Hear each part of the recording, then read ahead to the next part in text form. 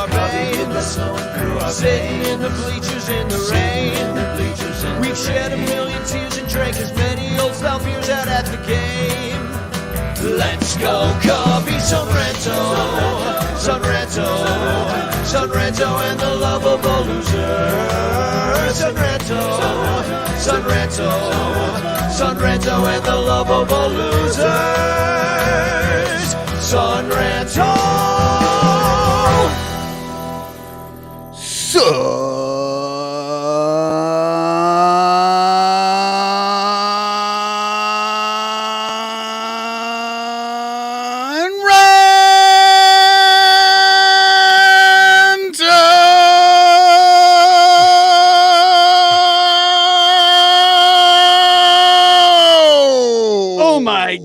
You've got the neck muscles of Ryne Sandberg in those throats. Holy cow. Welcome to the Son Ranto Show. My name's Danny Rocket. That was the voice of the very muscular voice of Michael Cotton that you just heard coming through your earphones or speakers or whatever you're listening to us on. An old Victrola, maybe. An old you just cranking that thing over on the side and you're getting the vinyl spinning. Yeah, we should release our podcast on 78s. So just pick up that demographic of those 4 people that still listen to 78s. And my name's Danny Rocket. That was Michael Cotton. Infield Fly Girls here. Welcome to the Son Ranto Show. Everybody's drinking something, including me. I've got my cat mug full of mate just to get this party started. What do you got, IFG? That looks like a rainbowy beer for Pride. Yeah, I got a couple. I got a couple of queer beers from here in the Seattle area. So first up from Postdoc Brewing over in Redmond, we have their More Love IPA. This one, proceeds from this one support Pride Foundation. That's at pridefoundation.org. And this one's delicious. I've had it before. And then we also have from Reuben's Brews here in Seattle, we got Crikey IPA. And this one supports Seattle Pride. Seattle Pride's happening this weekend. Very excited. We love a queer beer in this house. Trust me, the more beer I drink, the queerer I get. It's a proven fact, especially in my 20s. Michael Cotton. What do you got to drink? Oh, I just have a Pepsi Zero Sugar because I'm chubby and I'm trying to lose some weight. Good for you. I'm easing off the beers a little bit. Yeah, I'm trying to lose weight as well. I'm doing a really poor job of it because I'm trying to get my mom to gain weight. So I keep going over there with high calorie foods like cheese and things like that and be like, just let's have a little lunch together. And like, she'll eat like just the littlest piece of cheese and I eat the rest of the wheel. And I'm like, oh God, because you get like 100 calories in just an inch of cheese, like you can really pound it in there. So I'm just sitting there eating like 700 calories worth of brie. Well, my mom eats 2. Like, yeah. It's not good. It's the moment you say you're dieting, it becomes infinitely harder to eat well. It really does. That is a beautiful beer, IFG. Isn't that pretty? Look at how gorgeous. Look at them bubbles. So is it an IPA or is it Yes. Okay. Yeah. Yeah, I got a couple of IPAs. I'm not normally an IPA guy, but today I have 2. So we got Postdoc and Reuben's Brews here with their queer beer of the year. Yeah, you told us what they were or the names, but then I was like, I don't remember what it was she said they were. I love me an IPA. So this is technically our 1000th episode that we're going to release through the podcast feed. Now, everybody that knows about the Son Ranto Show knows that number is total BS. I made it up out of whole cloth just to have one more episode than IV Envy when IV Envy was still releasing episodes. So it's totally BS. I had a plan to be able to release like a bunch of footage from Rancher Fest tonight. But there's a couple things going on I just first want to explain. First of all, the footage is great. I remember all the fun that we had at Rancher Fest while rewatching the footage. The problem was we were having way too much fun, and there's so much background noise in all of this footage that it's virtually unlistenable. So maybe I do something like, use some of the video footage of it and put some music behind it so you can kind of remember the times that were there. But I did not have a chance to do that because of my aforementioned mother, who's been in and out of the hospital for the last 2 weekends, which is when I was going to amass all that footage and make something cool happen. So it ain't happening tonight. But either way, happy 1,000th episode, everybody. And that is that all the ranters watching and listening, and even if it's tomorrow on the pod or whatever. Thank you so much for letting us do this for 12 years and paying attention, because literally if you stop paying attention, we would probably stop doing it. Oh my God, look at all the numbers are going down. Look, we're losing listeners and watchers by the. Everybody's like, wait, you'll stop? We just have to quit watching?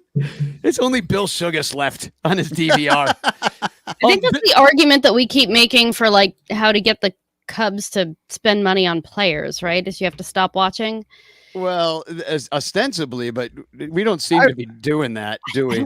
No, they did. It was nice of them to win in honor of our 1,000th episode. It was. At least we get to go in to this episode on a high note. If it was any other game this week, it would not have been that way. Well, I mean, let's be real here. It was a tie. It was a tie. They flew the tee. Nothing really actually got done today. It was kind of a pathetic game, regardless. But I'll take the W in our column at the end of the day makes me feel at least a little bit better about this moment. You know, I read something just before I logged in for the show. I read something that honestly shocks me that this is a true fact, and it was posted by a Mariners fan actually. But here you go. This says here, the Seattle Mariners are one of only 4 teams to still not have been swept this season, along with the Phillies, the Guardians, and the Cubs. What? And we swept, didn't we sweep the Astros? I think we've swept at least one team. We haven't been swept this year? We haven't been swept. I was like, are you sure that's right? I think we need to recheck the math. And then I rechecked the math, and we have not been swept this season. It doesn't feel like we haven't been swept this season. It feels like we haven't won a game this season is what it feels like. Right. Well, I mean, they must be doing the thing where like they win the first game of one series and the last game of the next series. And then it feels like, oh, well, they just lost 7 straight games. So they must have. Like today's a prime example. We drop 3 of 4 to San Francisco and they win getaway day. Barely. It barely feels like a win, you know. But before we get too far into it, I want to, take care of some business up top. This show is brought to you by the Bleacher Bunch Productions on the Fans First Sports Network. Check out all their fabulous shows and all of the fabulous shows on the Bleacher Bunch, like Cup of Cubby Blue, which we haven't done for a while, but we'll do it again. Me and Sarah have plans. Baseball Rabbit Hole, that's coming out. New season on the way. And the Cubs PS Plus podcast. Plus our 109 paid Patreon supporters. One of you is going to win a Patreon prize tonight, which consists of an In the Clutch t-shirt, one of which I'm wearing this evening. I never wear this one, but it's cute. Today's forecast, flags flying. I like that. It's just kind of a goofy, fun shirt like that nobody else has but me. Yeah, I haven't seen that one. Yeah. So Patreon member is going to win an In the Clutch shirt of your choice, plus a Matt Kammerer Ron Santo map in permanent paintings print. God, that's a lot of words. I was like, get them all out. Somebody needs to do some editing on that copy there. Yeah, seriously. Ron Santo print. I could have just said that. They're going to win a Ron Santo print. It looks like this. It's pretty freaking awesome. And then also our super duper ranters. Those are the people that give us a little bit more money than the other Patreon people. And those people are Blake Beard, who has some fabulous tickets. This is the last time I'm going to share this, maybe second to last time, because this game's coming up right after the All-Star break. Blake Beard is giving away, auctioning off or raffling, I should say. He's tickets for July 19th's game against the Diamondbacks, and all proceeds from the raffle are going to go to Club 400, who just threw an amazing event where they raised a lot of money for charity. Yet once again, I just dropped this link in the chat. I'll show you the picture of Blake Beard's seats. Do I have it in here? Here we go. Check this out. Great seats right behind home plate. So check those out. Those are also available a lot of days when Blake's not going to the game. So if you want to sit somewhere awesome for the Cubs game, contact at the Blake Beard on Twitter. Also, Rogue Wave Creative for all your graphic design needs. Mike Waller and the Cubs PS Plus podcast is a big supporter of us. And Michael Cotton and Mike Waller just released a War and Peace, Gone with the Wind, crime and punishment type episode. It is an epic deep dive into all things analytics. It really team wasn't a deep construction. dive. It was just a nice conversations. Like, we kind of had plans to do more of a deep dive, but then we just got to talk, and it's just a nice, good conversation about Ryne Sandberg and our memories of cheering for him when we were kids, and then just sort of the state of the game today. But yeah, it was a deep conversation, but I don't know how deep we got into the analytics on it. No, it was really. a long conversation. That's for freaking sure. I had you on 2x speed, went for a giant walk all the way around Wrigley Field, and I'm still not done with the damn episode. Dominic Galoro wasn't long enough. LOL. Which is awesome, because Dominic's the one that told us to start speeding up the Cubs pods too. Yeah, and I wanted to mention Cubs Pod real quick. All of the Patreon members get that in their feed after every single Cubs game, which has an individual take from me, Mike, or Michael about what happened in yesterday's game. Kind of a play-by-play with a little bit of editorializing, I would say, a little bit more than Dominic Galoro would like, apparently. But no, he likes the editorializing. He doesn't want us to do the play-by-play when we're done. He's like, you're 10 minutes in and you start the game. That's what I do, at least. I'm 10, 12 minutes in. I'm like, I guess I should talk about the game. Yeah, it is true. That does happen from time to time. And then also, I want to thank Matt Cameron's Permanent Paintings in the Clutch shirts and hashtag Chance in the chat, like many of you are doing this evening. It's really wonderful. Alex Anderson is here. Dominic Galoro is here. Dominic's here on Louisville. vacation. Yeah, he's on vacation in Louisville, and that makes total sense. Maybe there must just be nothing to do in Louisville, so he's like, I'll sit inside and watch these guys on YouTube. That's my experience in Louisville. Who's in Louisville? Dominic. Oh, yeah. Bill is in his house, probably about to fall asleep, and he's hashtag chancing. And so is Everett Tauscher. Am I saying that right? Tauscher. So let's talk about the Cubs, and then we'll get into all the events. Did I say all the things I needed to say? I think I did. We're 14 minutes into the show, so I must not have. There must be like 4 more things that I have to say. John Pincus is saying Chance, and he's here tonight. I'll say this much. John Pincus later on in the show, Act 2, we've got a very special treat. It's been a while, but we have a John Pincus's worst case scenario coming at you. I couldn't be more excited. I have to assume it's just John Pincus going over everything that's just been happening. Like, it's just a rundown of what's happened this season. Because is there a worse case than what's happening this season? It does feel like we're playing in like the weird 10th percentile of the worst case scenario of what could have happened. Like if they ran sort of a simulation of the season, this would be the one where you would like stop the season halfway through and not watch anymore because that's how most people are feeling. It feels like 2006 to me. Isn't that the year that Derek Lee broke his wrist? And we won all of 66 games, and it was just miserable. Yeah. And people thought we'd be good. And I think that's the difference now. For me, it feels like 1985, maybe, or maybe. I was young then. Well, people or 2004, when the Cubs had gone in 2003, and then in 2004, they failed down the stretch, and 85, all the pitchers got injured. So there was a lot of hope, and then it was dashed throughout the season. This one, we're not coming from anything.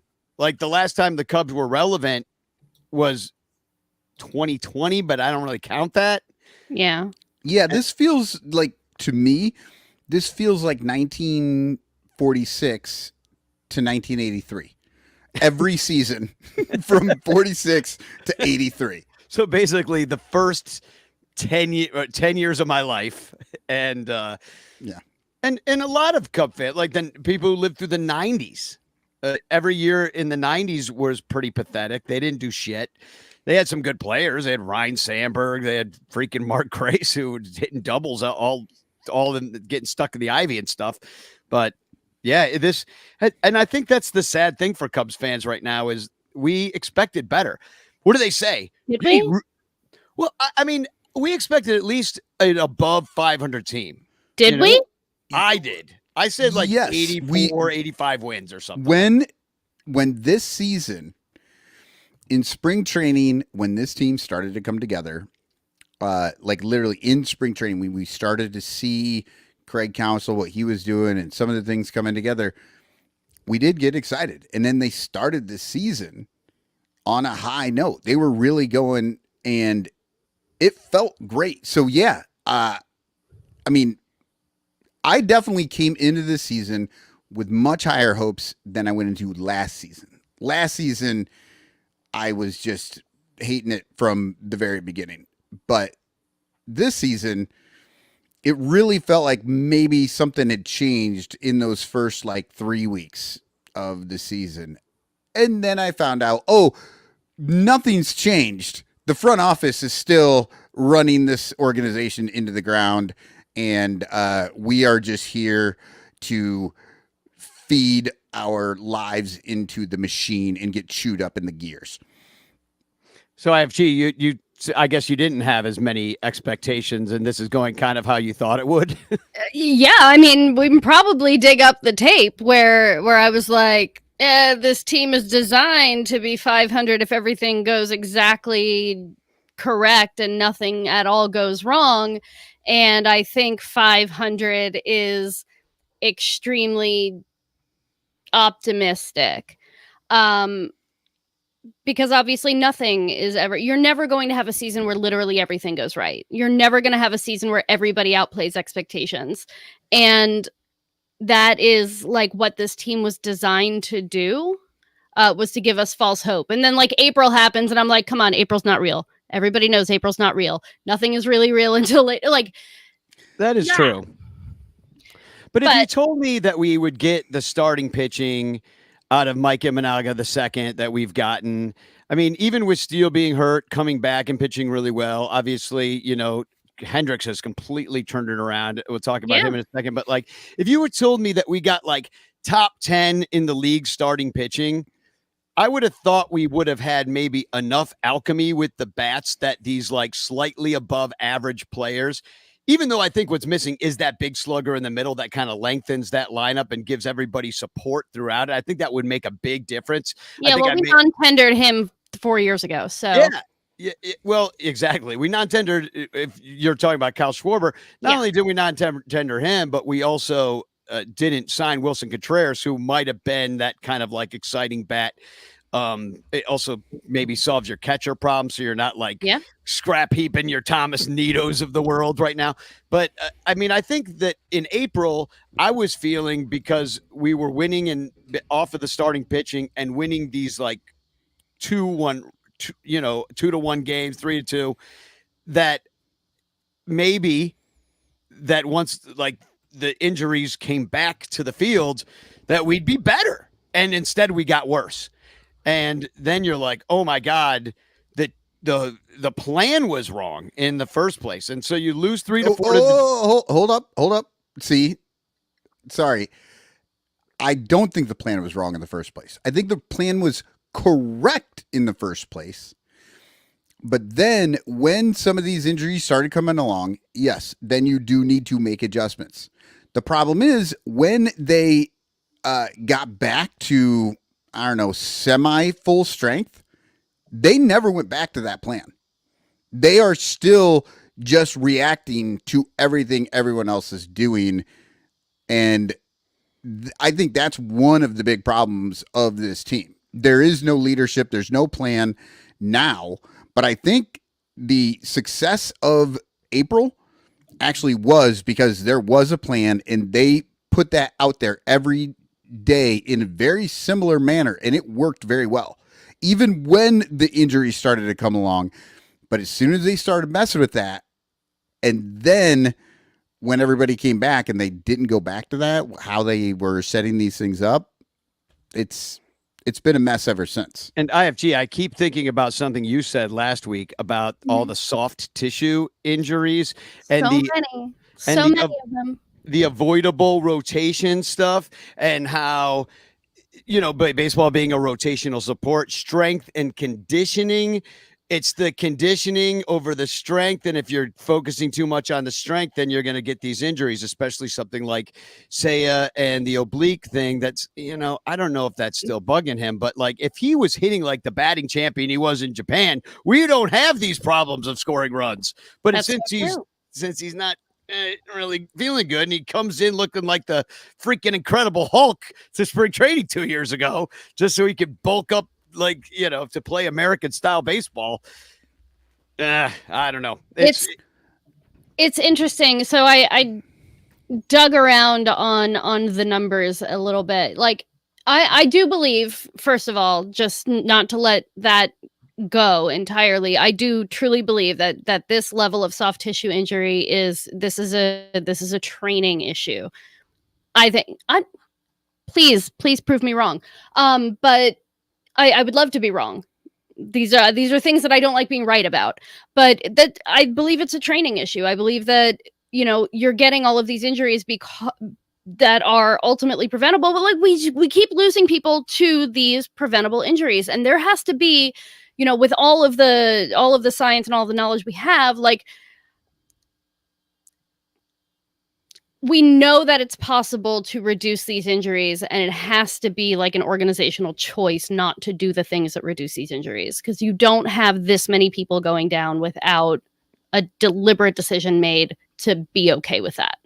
And Cotton brought it up too with Waller about how they won't bring up the guys. They'll just play the injured player. I think you said the record when Dansby Swanson played out a bum knee through May was like 3-7 over this one stretch where we somehow didn't get swept. Yep. And now Javier Assad's gone down with a soft tissue injury. Yeah, we had the Cubs had 7 losses up to the point where Dansby got hurt. And from the time that Dansby got hurt, he played 12 games, and then I think it was like 13 games or 14 games before he finally went on the IL. And I think they lost 8. And it was like, more than they'd lost the entire season. Yeah. Yeah, they got into a funk right after April, and they never got out of it. It was that game where they got absolutely destroyed in Boston. And then it's really been bad since then. They lost, what was that score? 17-3, I don't. Somebody tell me the score of that in the chat. It was definitely our worst loss of the season, and huge blowout. And we have yet to blow out anybody. Right. Really, we beat the Mets by a lot this weekend in one game, but not as much as they beat us by. They beat us. Well, again, 11-1. When you go back to April, I'm looking at the game results right now for this season. And in April, we had like a blowout victory is 5 runs or more, right? And we had 1, 2, 3, 4. Nope. Yeah, we had like 6, 7 blowout victories. 6, 7 in that run. Ha, ha, ha. But like, and again, that's when there was a plan. There seemed to be a definite, this is what we're going to do this year. Let's go do it. Be the best that we can right now, and then everything started going bad. You end up with the Seiya oblique. The broken rib, and I still don't understand how a person can come back from a broken rib in 10 days. I don't understand how a major league outfielder can look at a brick wall in fucking May and go, it'd be a great idea for me to jump right into that. It's a brick wall. Sorry. Yeah, and I'll put up some numbers here real quick. This is just the last 15 of the Cubs batting.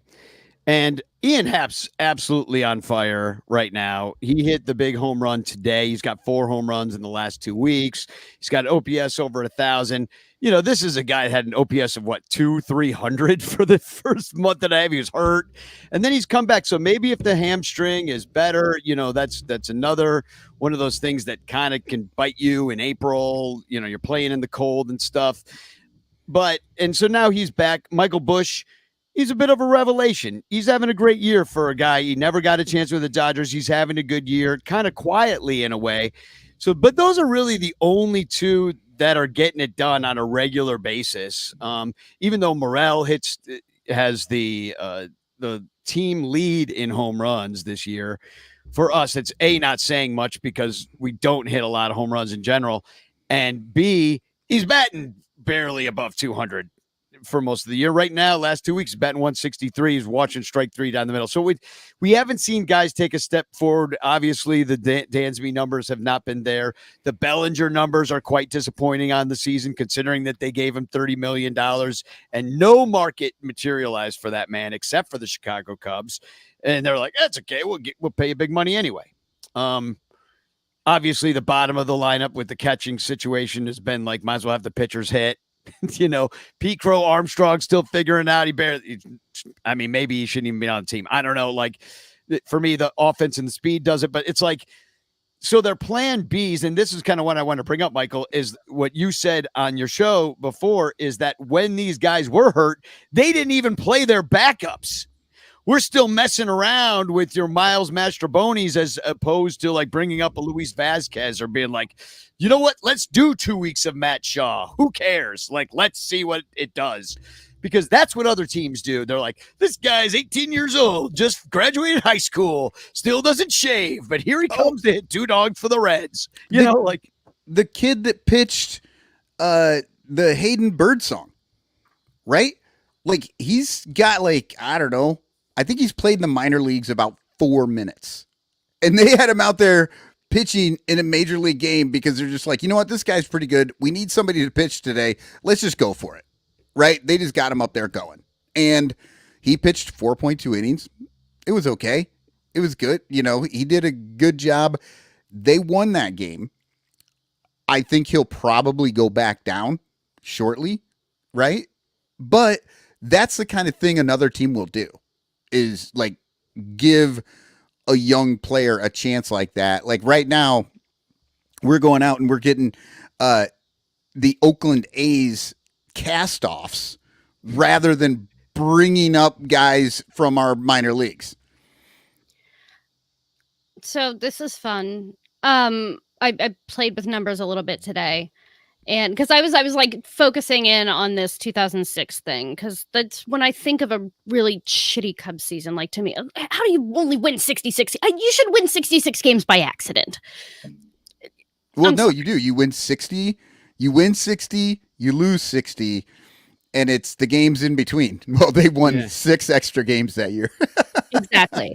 So I'm looking at numbers today, and I'm like, let's just take a look at the NL Central, because I should pull up that thing, but I just saw a tweet where somebody took a screenshot of like Google or something that said that the Cubs were in 6th place in the NL Central, and I was like, when was the last time the Cubs were in 6th place in the NL Central? Oh yeah, it was 2006.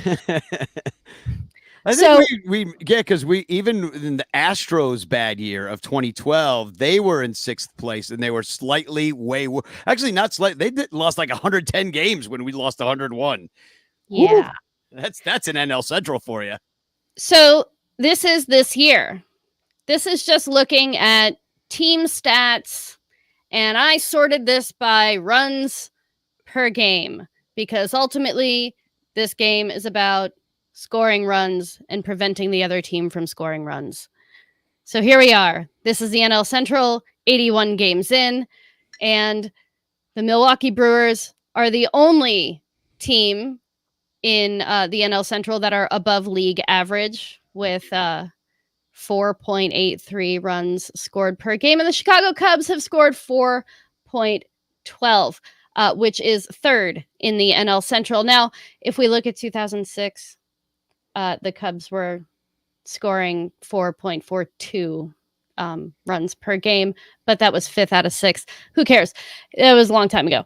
Looking at the pitching for this year with runs allowed per game, the Cubs are above, which is bad, above league average at 4.44 runs allowed per game. Not by much, though. Only 0.3 more. Yes. But the fun thing is if you take Shota out of this, we're at like 4.83. Yeah, and it's mostly the bullpen, I think, because the starting pitching, if you told me we were going to be, they always say, well, you need a few starters to get through the playoffs, and you do. But our starters have been pretty darn good up until that, except for a few games. And we've had a number of them, like a lot of them, actually. How many guys have we had starting this year? I think we've got to be at like maybe double digits at this point. I'll look it up right now. So this is fun. Like this first column here is how many players went into this calculation, and the Milwaukee Brewers have had 30 pitchers this year contribute to their 3.98 runs allowed per game, which is about a half a run below league average, and the Cubs are at 24, which is the second greatest number. Everybody else is sitting at like 23, 20, something like that. We have had 42 individual batters contributing to our below league average runs per game. This is it's a depth issue. I mean, it sounds like, and also like I'm looking at the starters. There were only 9 total, and one of them was Luke Little, which was kind of an opener situation. Yeah. So and so that's not a terrible large amount. Maybe you'd think that you'd go through 10 or 12 throughout the year, and we still may. But I think that just the issue for me has been that the things that these guys were supposed to be good at, they haven't really done. And it was kind of like this week, like if we can talk about the games a little bit, was a microcosm of what happens to what happens to the Cubs all year. So you're winning the game one of this series against the Giants. The Cubs go 4 for 15 with runners in scoring position. Chances all over the place. And really in many of these games, chances all over the place. Yep. And nobody can come through and get that big hit. Doesn't matter if it's Seiya or Bellinger or Happ. I mean, Happ got it today, but he ran into one in the 10th inning. Took all 10 innings and a runner on second to score 2 runs. That you something blind squirrels. Yeah, exactly. Well, and Mike and I got into this a bit in our discussion, is just the lack of situational hitting. There seems to be no change in how a batter approaches an at bat on the Cubs, whether there's a guy on base, no guy on base, whether we're up by 4, down by 1. Nothing makes any difference. It is exactly what Chris Bryant used to do literally every single time.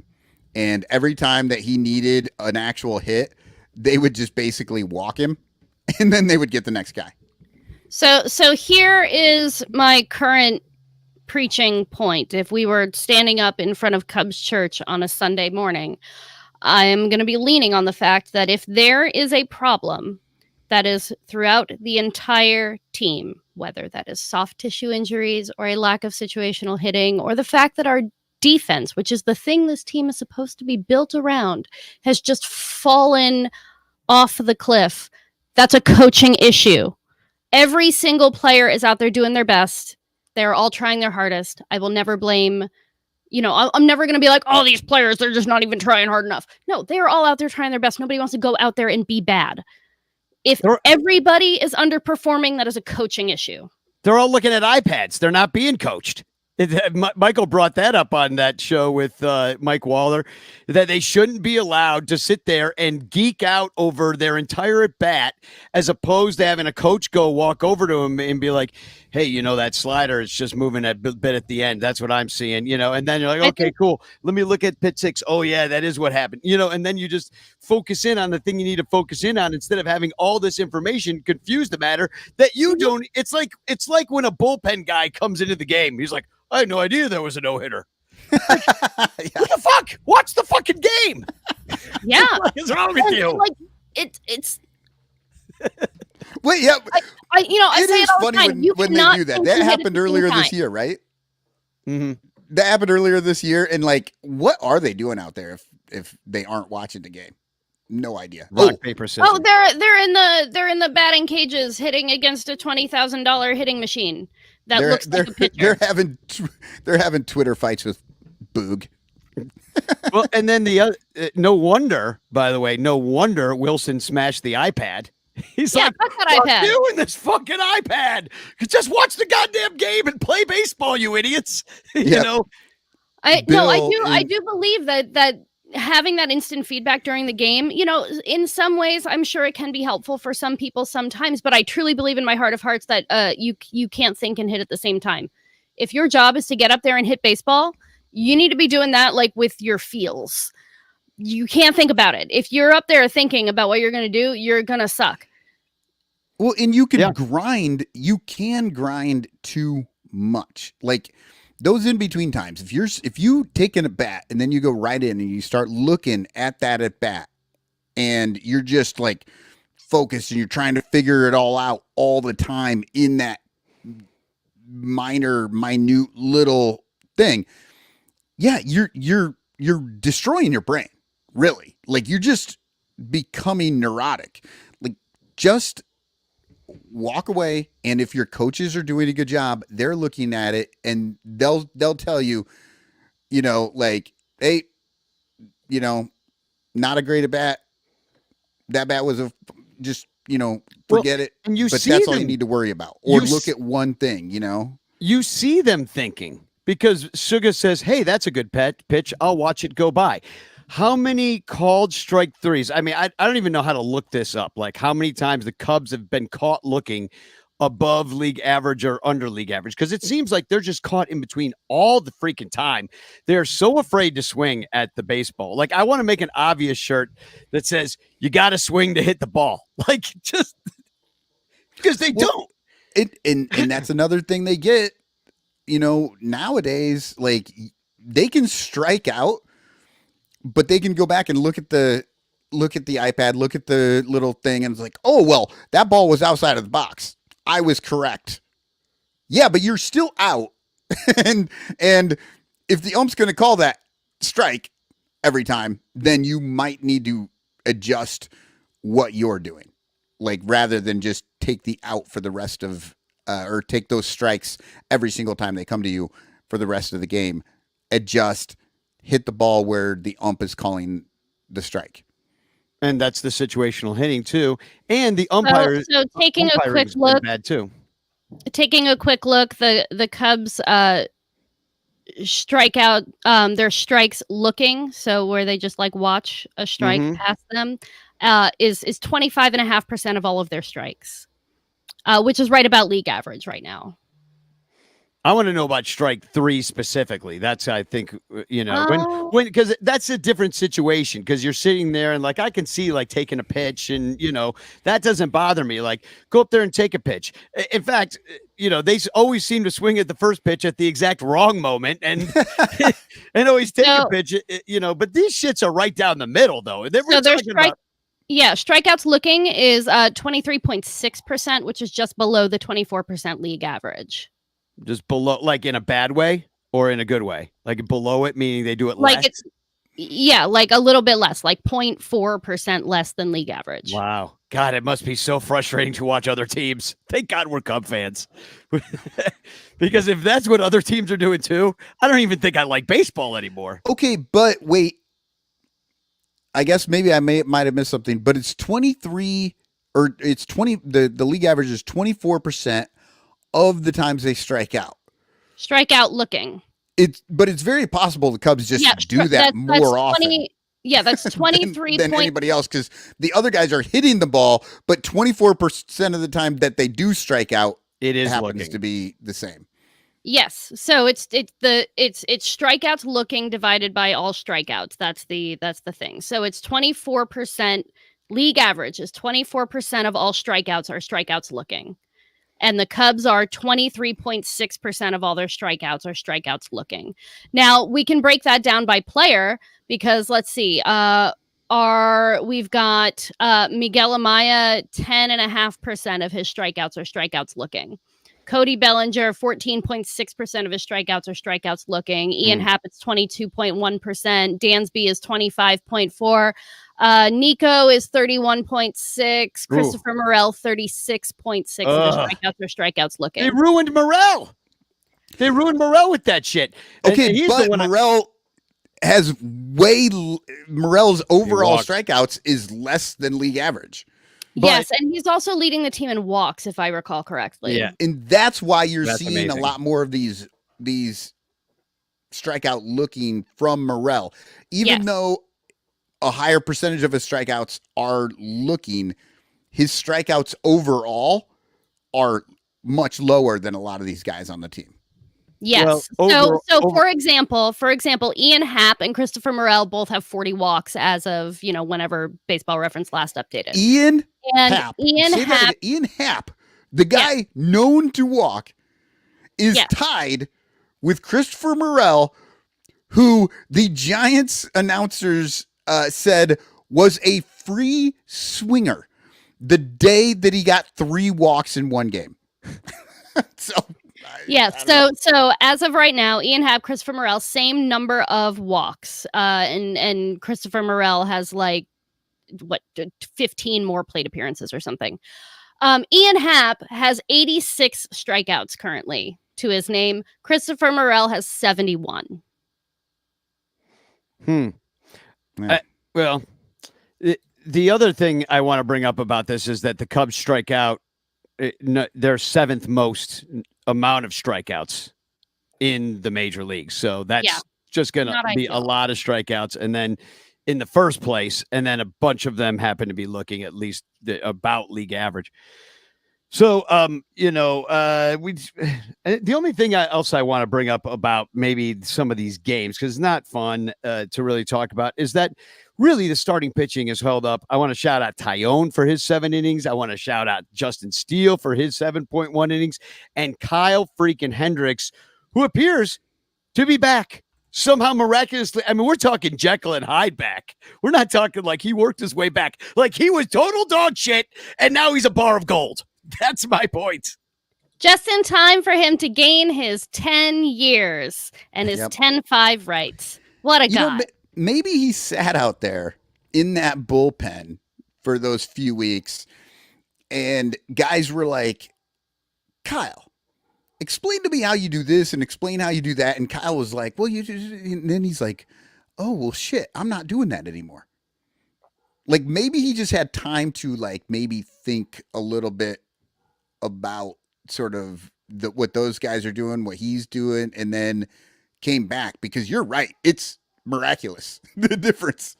And I am super happy that he got his 10 years and he's 10-5, no trade clause, baby. We will never get rid of him.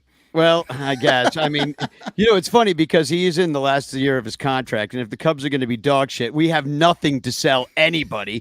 If you have a really good, found the fountain of youth, Kyle Hendricks, that is probably one of the most tradable contracts because it's an expiring contract, but maybe he'll waive it just like Dempster did, which is how we got Kyle Hendricks in the first place. I swear to God, if anybody even thought too hard about trading Kyle Hendricks, I would not be the only person lining up to throw rocks through the window of that DraftKings Applebee's. I mean, I'm just saying he is just technically, if you want to be a heartless scumbag, no, that is, at this point, anybody, if you are going to keep losing 3 of 4, 2 of 3 up until the trade deadline, you've got to retool this thing and you got to do what you can. You don't retool with Kyle Hendricks. Figure something else out. They may Well, they may do what they did last year, not do shit and pretend that they're still going to win. Like when they did not trade Bellinger and when they did not trade Happ and Contreras because they could get like a second round draft pick that actually kind of turned into Michael Busch, if you think of it that way, because we got the pitcher who they traded for Busch and Almonte, who's on the 60-day now. So that didn't work out. But, we got rid of Contreras and we turned that into Michael Busch. So it's not the worst thing in the world that happened. What is this Everett Tosher saying? Always carry a large rock or two in your purse, IFG. Yeah. Just in case. Just in case. I wish I had a large rock. The last thing I want to talk about these games against the Mets on the Sandberg game. We're going to come back. We're going to talk all about Sandberg. So I won't, bore you with the details of that loss where the Cubs failed in front of Sean Dunstan, Larry Boad, and Ryne Sandberg's at the game, and they just couldn't get it together. These anemic clowns, but they got pantsed by the Mets. And Luis Severino, who had almost no-hit them in New York, he comes out at one of the most critical points of the game. Crowd's on their feet. The game is close. It's like 1 or 2 runs apart right now. We're losing. Cubs got a couple on. Cody Bellinger has fouled off 1 million freaking balls. Not 1 million. I'm exaggerating. And then the crowd gets on its feet. I'm glad you cleared that up. I was like, 1 million balls. Yeah, some guys, how is that possible? That must be a major league record. And so Cody Bellinger's just, and it's, what's happening next. He's going to hit the 3-run bomb. Cubs are going to go up, marches to victory. Everybody's excited. But instead, that freaking Mets pitcher, he pretended he couldn't hear and his pitch comp thing was broken. He pretended. Do you remember this? Oh, yeah. Oh, dude, it was brutal. And so Severino walks off the mound. Oh, I can't hear anything. I'm getting feedback. The worst acting job I've seen in my life. I'm sitting in the upper deck. I could tell it was fake, right? And just totally iced Bellinger, ends up freaking striking out at a foul tip. And I did like what Bleacher Nation said after Edwin Diaz, who was also cheating with his hands full of maple syrup. Yeah, going out there. It was dripping off his hands. and glitter for some reason. Yeah, he was at the club. So, but Bleacher Nation said retroactively eject Severino for cheating with the pitch comp thing too. Yes, Brett. Yes, Michael. Bullshit. Yeah. That was rough to watch. Because and then in the 9th inning, they iced us over and over and over again with the changing pitchers and talking about this, talking about that. That 9th inning took 3 hours, it felt like.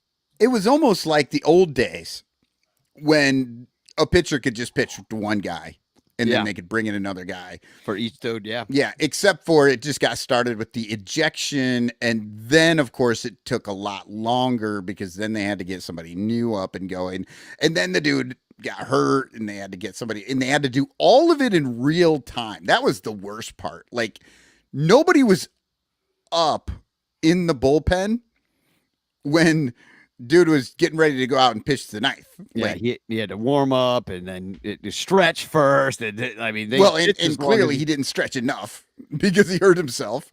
Yeah, and then he got hurt, which I don't believe because they're probably like, "Hey, take one for the team. We're sending you down tomorrow anyway. pretend your foot hurts, and we're gonna go get another guy. We just want you to face this dude." They cheated. The Mets fucking cheated. That's what I'm saying. And we're going to talk later about how the Brewers are cheating too. But we'll play a quick commercial. If you're not a Patreon patron, it is literally $1. Patreon.com/sunranto. You get a whole ass other daily show for $1 a month. That's it. You can also join for free. There are trial memberships available. So do that if you want to, and you're really that cheap. But Patreon.com/sunranto. We're going to come back with Tom Cooper, the winner of the 1984 Cubs golf outing with Club 400. And he's going to tell us all about his time hanging out with those dudes. But before we go, don't we have to do Who's That Cubby? Yes, we have this for you Easy. today. Easy. Oh, So this is easy. an easy one, you say? So You know, easy. you always want to look at the background a little bit if you can, see the bleachers look a little bit different. Maybe try, but everything is blurry in this picture, so good luck with that. Yeah, but there's one absolute giveaway. Yeah. Oh, yeah. I know. me. I exactly. And so let's see. Dominic Gloro usually hits this with his first guess, but we'll see who knows who this is. Put it in the chat throughout the commercial. Keep guessing. So That's pretty. It's pretty blurry, but the basket's still there, right? yep, Yeah, the basket's basket's there. there. Yeah. It looks like there's something in the basket on the right. Some guy dropped some guy dropped the volleyball. Wilson. All right, we'll be right back. Patreon.com/sunranto is where you find out all about it. All over Chicagoland, there are thirsty, frazzled, overworked Cubs podcasters who are struggling to survive one more baseball season in the dog-eat-dog world of unpaid content creation. But it doesn't have to be this way. You can make a difference. Become a super ranter at patreon.com/sunranto, where your support ensures that poor, sad, pathetic, ugly, loser Cubs podcasters can pay for tickets and beer, and in turn line the pockets of the baseball oligarch Ricketts family. Just $1 a month can buy a scorecard. $5 a month can pay for guitar strings to write a Cubs song. And $10 a month almost buys one beer at Wrigley Field. Cubs content creators are the lowest pieces of pond scum garbage that slither over the face of this planet. But super ranters help them get drunk and screw off at baseball games. What do you get out of it? The Sun Ranto Show delivered to your podcatcher without stupid advertisements like the one you're seeing and hearing right now. Plus, at other Super Ranter levels, you can get Cubs music, access to private Sun Ranto pages, the Ranter calendar, and special thanks and Ranter recognition in our live broadcasts. Plus, eligibility for monthly prizes. What does Sun Ranto get out of it? Your money. For tickets and beer.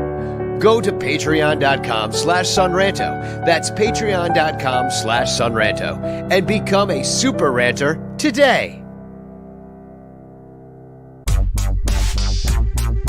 If you like the Cubs a bunch, buy your t-shirts from In the Clutch. We've got all the best styles for you. Dansby, Saya, Morel too. Clark Fly in his double U. Cody Bellinger smoking dupes. Vintage shirts from days of old. Patrick Wisdom and Nico. You'll look sharp wearing your stro. 10% off with the code SONRANTO. SONRANTO. InTheClutch.com is your store for the most fun baseball shirts on the planet. Don't forget to use promo code SUNRANTO to knock a couple bucks off your purchase. Stack or die, we need more cups. Get it all at In the Clutch. Cause if you like the Cubs a bunch, buy t-shirts from In the Clutch. Get it all at In the Clutch. Get it all at In the Clutch.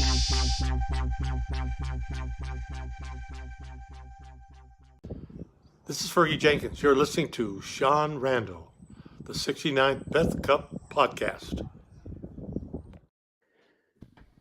Who's that cubby? Oh, who is it? I think Corey Furlong was the first to get it in the chat. It is Rick Sutcliffe, the Red Baron himself. Do you know what's and funny? What's the big clue, Danny, that you saw that told you exactly who it was? The weird way he's holding the ball behind his back right hip is just strange. It was just something that only he did. He would hold it like kind of with his wrist bent and sort of, I don't know, just further back behind his body than most guys do, who kind of hold it in the glove till the last minute. You know, he's just like showing you the grip. It's yeah, like, hey, I was just going to say, any eagle-eyed hitter would be able to see exactly the grip that he's got on the ball in case he's throwing a changeup or a curve or whatever. It's amazing he was as good as he was when he showed everybody the pitch he was about to throw.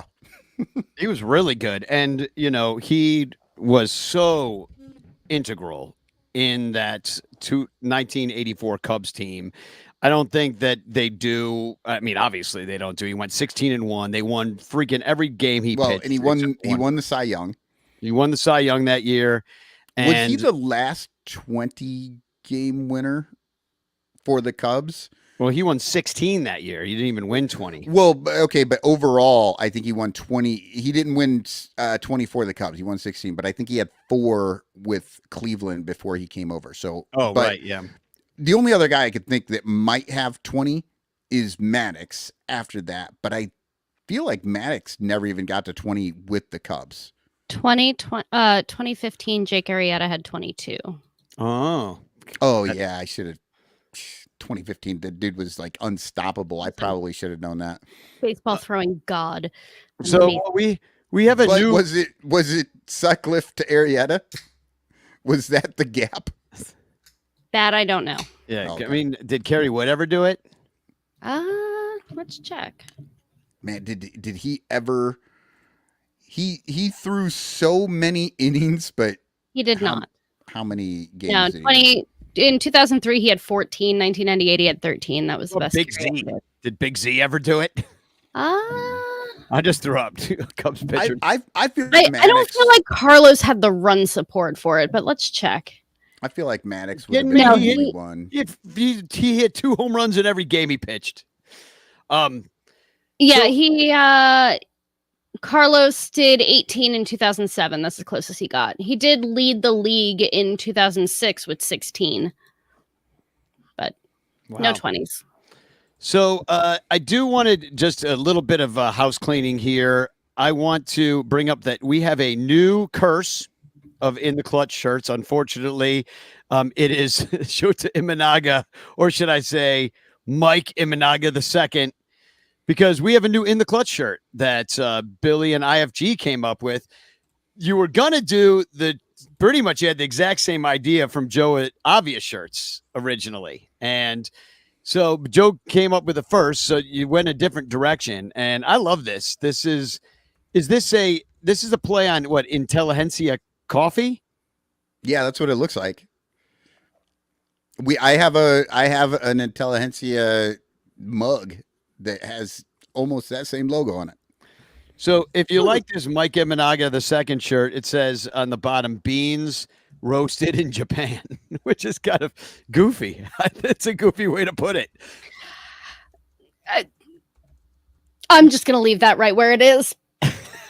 You probably should. But it says Mike Imanaga II because it sounds cool. And that is freaking awesome. And that's accurate. That is accurate. It does. So this is the new In the Clutch shirt. Hopefully it doesn't jinx our man, Mike. But we do have a new Cub, just real quick. There it is. Oh, there it is. Yeah, there's the Intelligentsia coffee. So it is a parody of that shirt. Very communist looking. But I did want to bring up that the Cubs did sign a new pitcher, like you mentioned earlier, from the A's. Vinny Natoli. I found a picture of him here. There he is. Vinny Natoli from the Gambino crime family. He apparently, you know what? that's He's the A's perfect for the job. He's already wearing pinstripes. Exactly. And that is I believe the A's City Connect jersey, maybe. Not sure. That absolutely is it's the Mets City Connect. That's what it made me think of when you said it. And it took me a second to realize you said A's instead of Mets, but so that's he's not. I went and looked up Vinny Natoli, and I was like, I'm sitting here like looking at this guy's Baseball Reference page, going, man, if I were looking at this guy for the Rakuten Monkeys, I'm like, just a few little cups of coffee here and there. He's got an ERA a little bit south of 4. This is perfect for a CPBL starting pitcher. And then I'm like, oh wait, he's replacing Javier Assad. Yeah. So yeah, this is not good. What's happening here? I mean, this guy, Vinny Natoli, he's 33, first of all. So it's not like they're just like picking up some young arm and getting something out of him at the end of his career. I don't know really what they see in this guy. because he's got a career 4.34 ERA and 8 seasons in the minors. Like he's not even that good in the minors, like in the majors, it's actually gone a little better. It's 307. Does anybody know whether he's supposed to be a starter or a reliever? Because he only has like 16 games started in his entire life. I'm assuming he's just a reliever, and the Cubs think they're going to try and do. They got some really bad ideas from the Giants that they can just do bullpen games multiple times a week. Well, maybe Vinny Natoli will shoot him with his Tommy gun and I don't know. I think it's just one of those things where they're just going to throw him into the soft tissue injury meat grinder and hope he does something useful before he ends up on the IL himself. I don't know.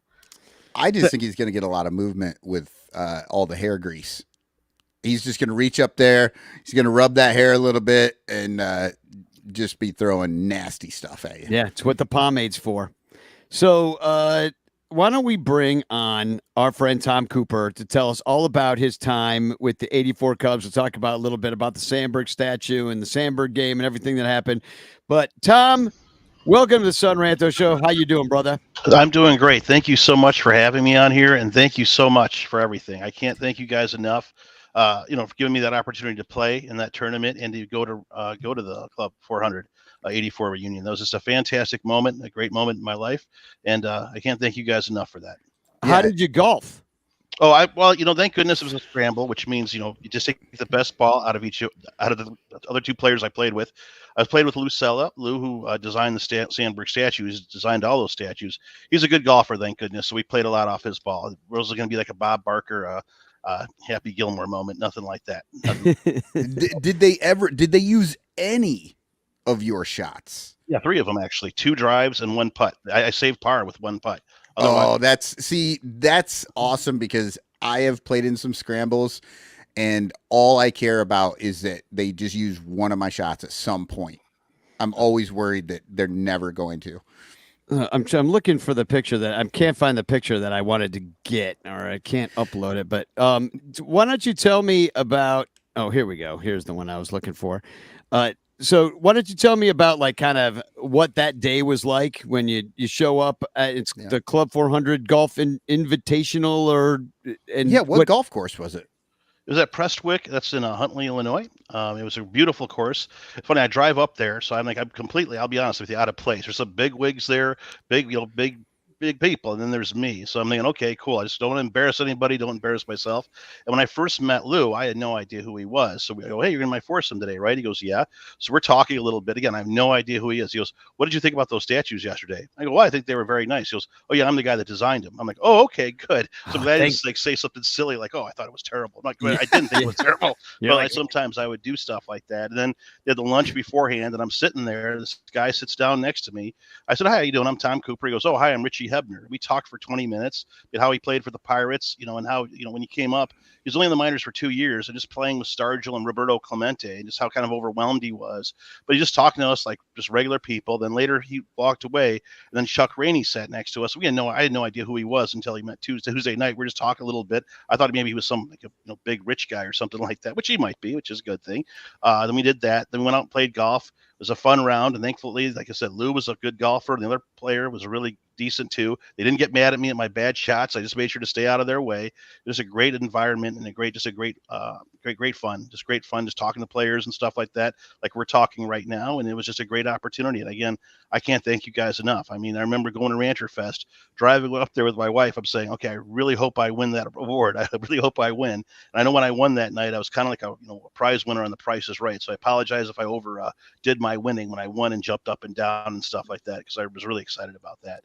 That was the best part of seeing you excited. Yeah. That's what we were hoping was going to happen. That somebody jumped up and down and.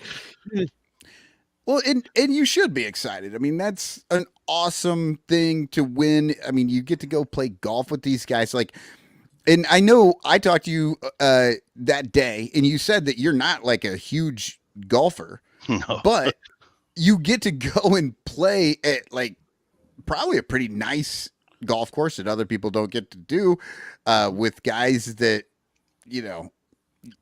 Well, I don't it's know. the I would love to 84 play golf Cubs. with any of those guys. Yeah, I mean, With the it's Cubs.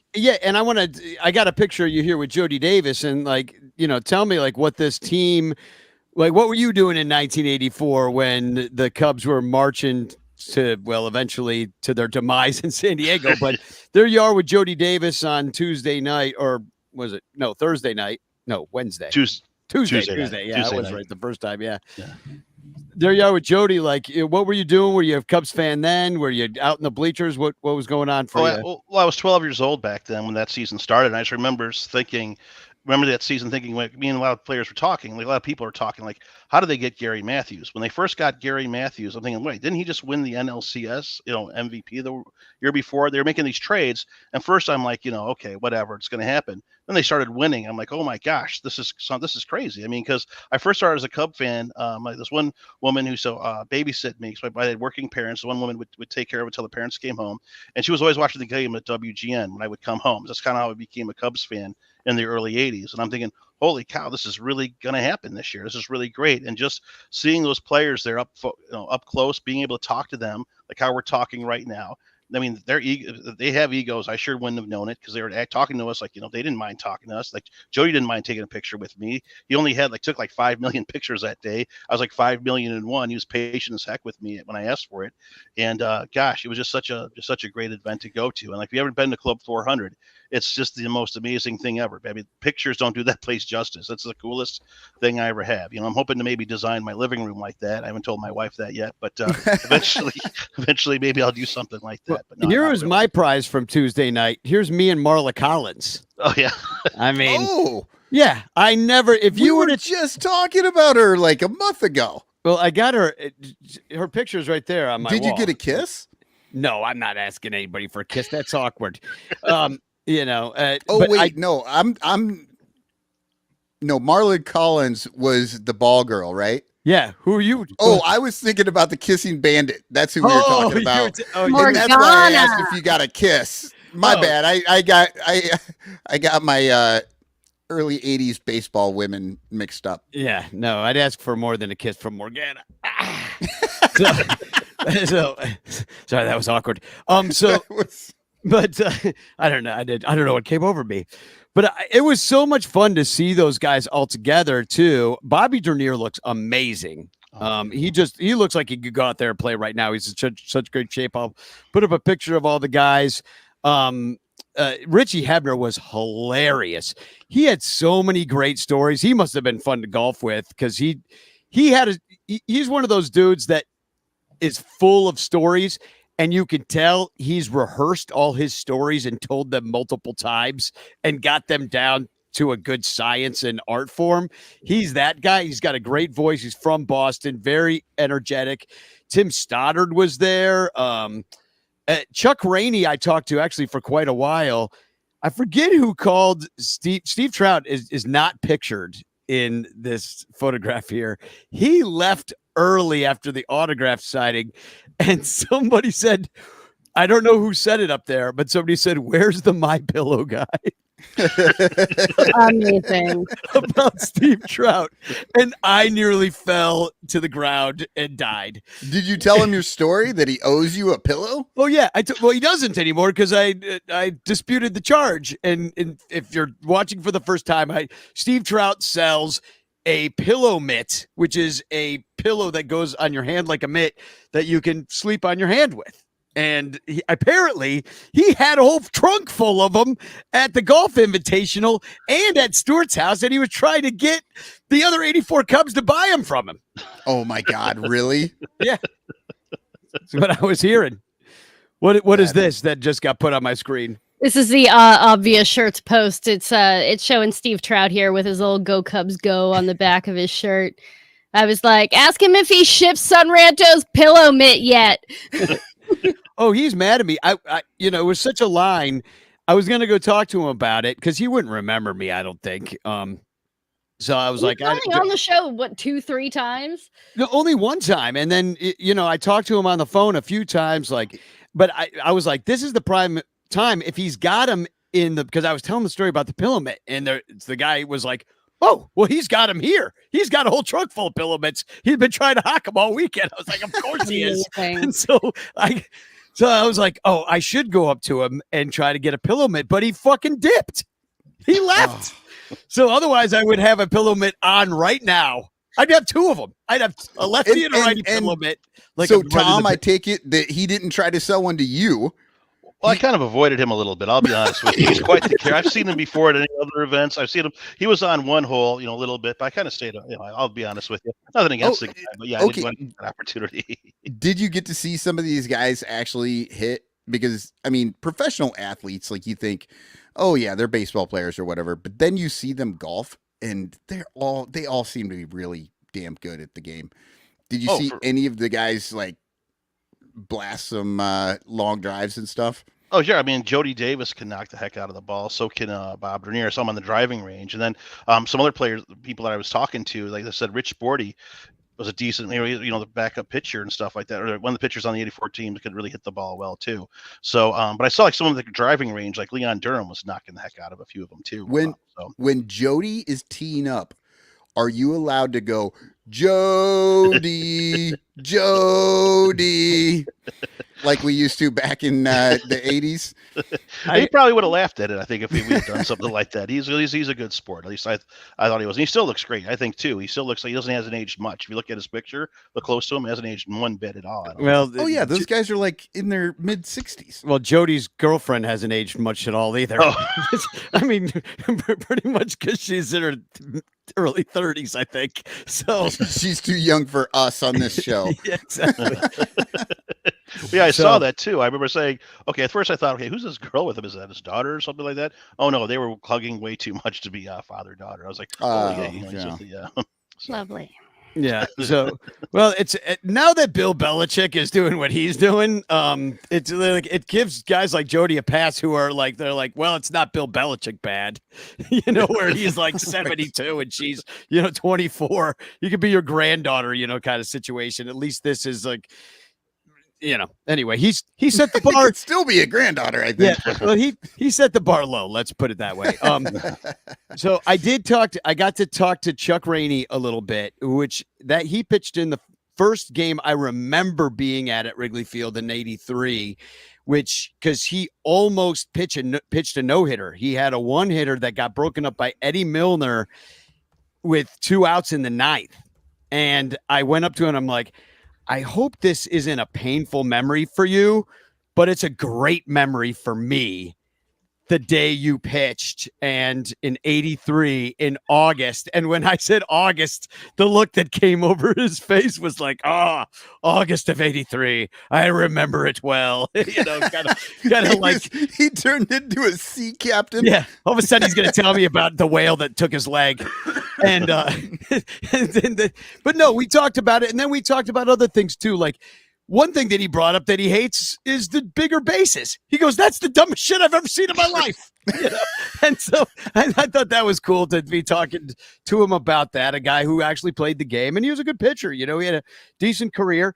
I heard a great story about Leon Durham from Captain Cubbo, because I don't know if Tom's laughing maybe with a knowing laugh, but I don't know if he told you or if you were standing there when he's still telling that story too. But Leon Durham used to go visit. Captain Cubbo used to live across the street. He goes, and Captain Cubbo was a good kid, but not all the kids that were in Captain Cubbo's building were good kids, that lived across the street. So Leon Durham, he would need some supplies from time to time, and he could just go across the street to the same building where that had remember the Bull Durham target that they would put on the building across the street in the I believe it was in the right field. They put a target. Well, apparently that was a target for a couple things that Durham liked to hit. Oh. So anyway, go talk to Captain Cubbo about that sometime.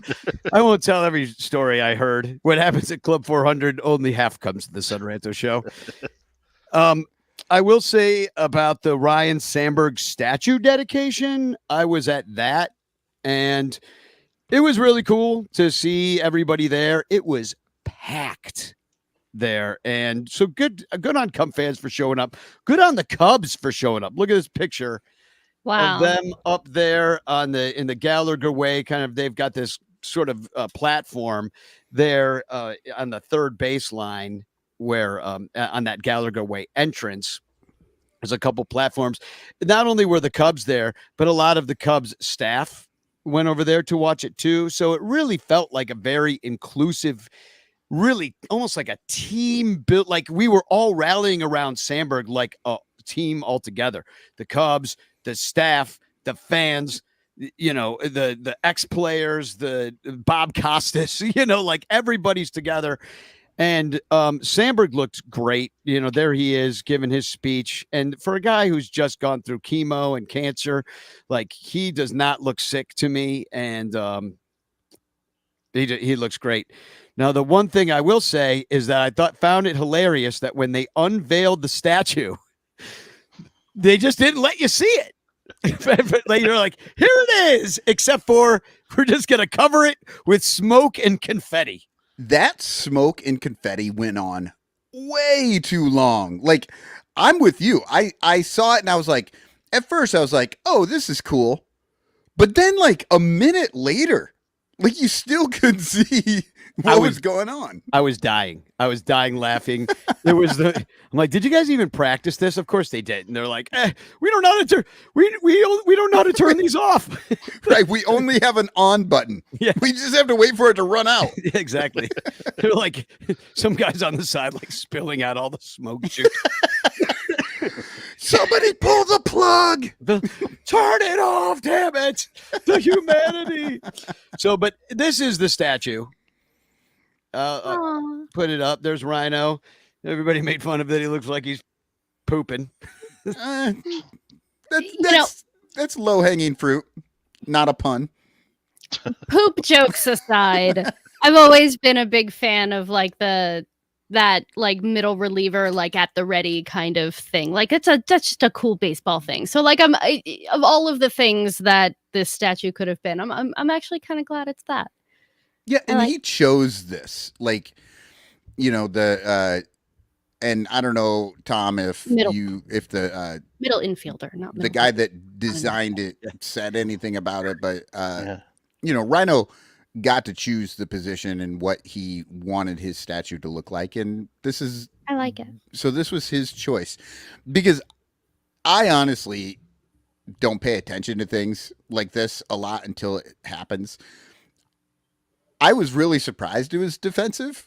I thought it was going to be one of the home runs that he hit that day.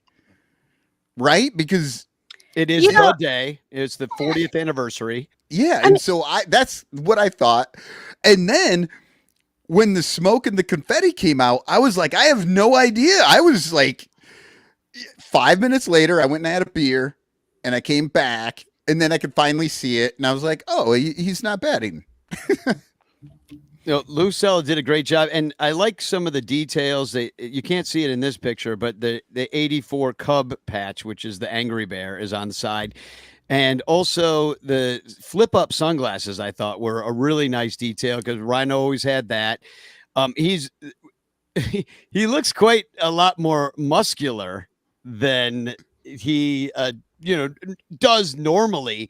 But Ryno had some muscles, and Lou Cella actually talked about this a little bit at Club 400 about Ryno having muscles, and said that, Lou said, well, Ryno, because that was the one thing that they made a comment on. They're like, oh, it looks a little bit more. They were like, we love it, Lou, but, this is a little more muscular than I thought he would be. And, like he could still be, maybe change it, before the final unveiling.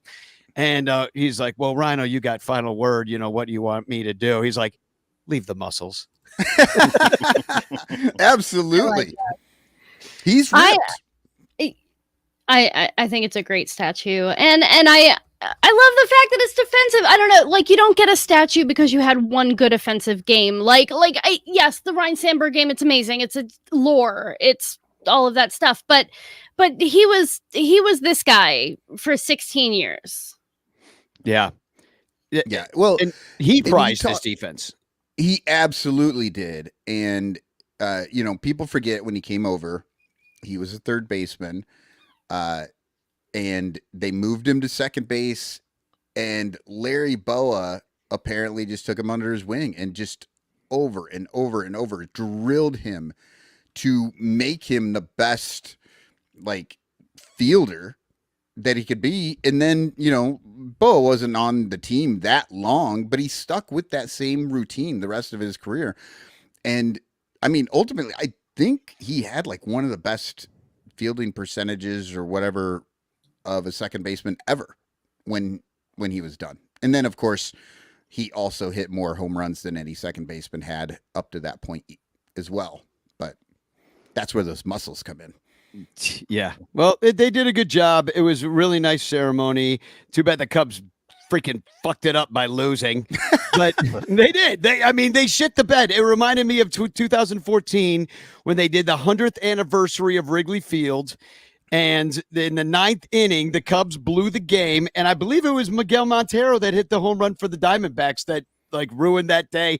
Everybody's all dressed all dapper in like 1914 costumes.